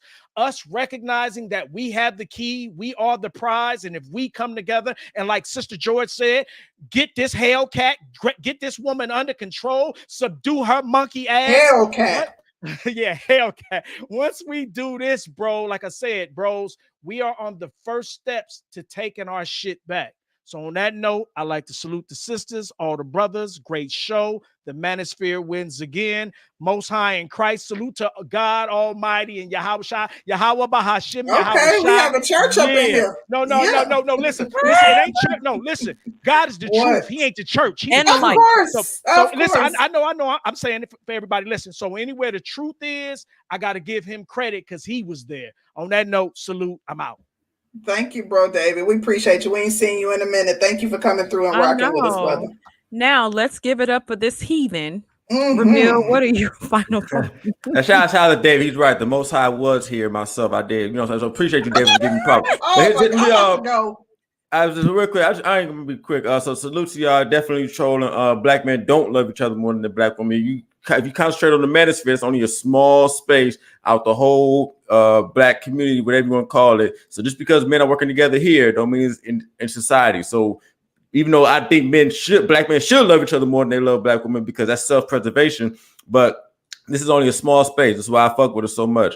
Also, guys, there's nothing wrong with doing you. Red pill rage, that's just code for being logical. So there's nothing wrong with you staying single, doing what you want to do, pumping up these hoes, because at the end of the day, you're going to put yourself in a fucked up position trying to marry or whatever the case may be. You got to walk on eggshells forever. But one thing, Sister George, gotta agree with her on is that you niggas are scary as fuck. Y'all don't want to control nothing. Even when y'all don't even want to control the woman. It kind of disturbs me how many black men say they don't want to control a woman, as if that's not your proper place as a man. Like a lot of you niggas just soft as fuck. You don't want to take control of anything because how you deal with her is how you gonna deal with your regular life. That's why black men don't own shit. Black men don't own and control anything, no industries at all. See, because you don't even want to control your own bitch, so you can't. So that literally reflects in the actual world where we don't own or control anything. When women deal with me, I'm 100% control. Ain't no compromise, ain't nothing. All right, if you want to stick around. So the fact that a lot of you guys aren't willing to control or don't want to control her, especially you say you want to be in a relationship, well, that's why we don't control anything in the real world. All right, you can't even control the bitch in your crib. How you gonna control people under the industry in the real world? It just goes hand in hand. Appreciate y'all sucking me out today. So salute to y'all. Y'all did that. I'm out. That's it. Thank you for stopping through, Ramil. We appreciate you. You came right on time. It was like Candyman. I had to go ARC. Had to go ARC. Once y'all say my name, I had to pop up like ARC, man. You know what I mean? Right on time, brother. We appreciate you. Thank you for stopping through. All right. You want to go first, Danny? Yes, Concrete. You really did come up with some shit today, girl. I have to give you your props, honey. Thank you for allowing me to come and participate. You be throwing me under that bus. Honey, Miss Greyhound, it was a really, really good show. It was a great show. I enjoyed it. I had a lot of fun. It was a fun show today. Mm-hmm. I agree too. I would have to say just a few quick things. So I think number one that as it related, David said something interesting about that's why women hate on other men when they like going out with their boys. I think that part of that is the fact that men use other men for cover-ups. So a lot of times a woman is thinking that you're going out to do dirt because you always using, I was over Taquan house and fell asleep, knowing that you out doing no good. When if your pimp game is that strong, you should be able to be honest with a woman and say it's going to be other women. I'm not coming home every night, and set the expectation. So that was the first thing that I wanted to cover. But after that, I also wanted to talk about the whole raging thing. Like Ramil said in his closing comments about red pill rage. I'm gonna tell you something. Look up what it means to be enraged. That means that you're not in control of yourself. So that is not a good thing. It is a stage, and I get that. Like I understand that some men go through a stage where they're upset, they're pissed off. But to be enraged for an extended period of time, if you think that does not contribute to high blood pressure and heart disease and stress, then you got another thing coming. It's not healthy. Put your mental first. Don't let women control your emotions to where you're consumed by what she did to you. The best revenge is moving on and focusing on things that make you happy. And that's my overall point. I'm not belittling somebody for being upset. I've been upset after heartbreak as well, but I think that it's unhealthy to be consumed by it and to kind of waddle in that for an extended period of time. And that was my overall point about that. Aside from that, this was a real dope discussion. It was better than I imagined. And thank you to everybody who hopped on the panel and chimed in. We had some people that we have not heard from before and some old favorites. Thank you to everybody who super chatted us, and thank you to my bro Kit Clouds for the Cash App, and thank you to the chat because y'all was off the chain. Yes. Shout out to Black Man Being Brutally Honest, my brother. He says the Black Manosphere is not a hate group. Y'all weak as fuck for spreading that nonsense. Stop crying. I don't know because nobody is saying that this. You're misconstruing what I said. Black Men Being Brutally Honest. We've been in this space for many years. We know that this is not a hate group. I was specifically talking about men who are incensed and enraged by whatever a person has done to that. We're not saying that's the majority of the manosphere. We just talked about how there are positive things within the manosphere. You're projecting, bro.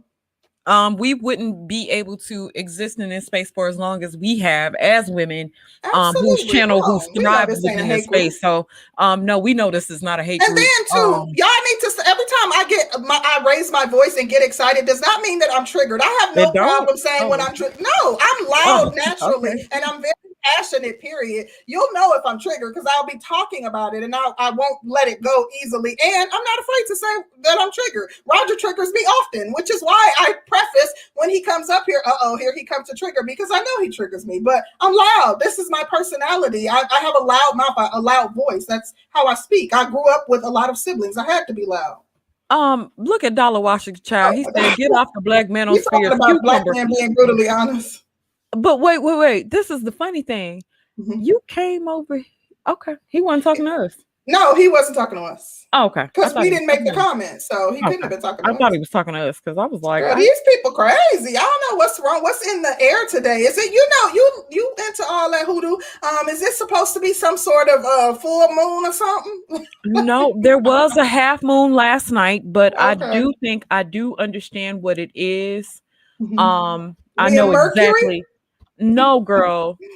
There's a lack of vagina that's been going around. Oh, okay. Yeah. And so when you're not able to get a lot of vagina or even a little bit of vagina, it tends to have you at a certain point. So, we do wish you guys well. We do wish you guys a lot of vagina. We do wish you guys happiness and joy and respect.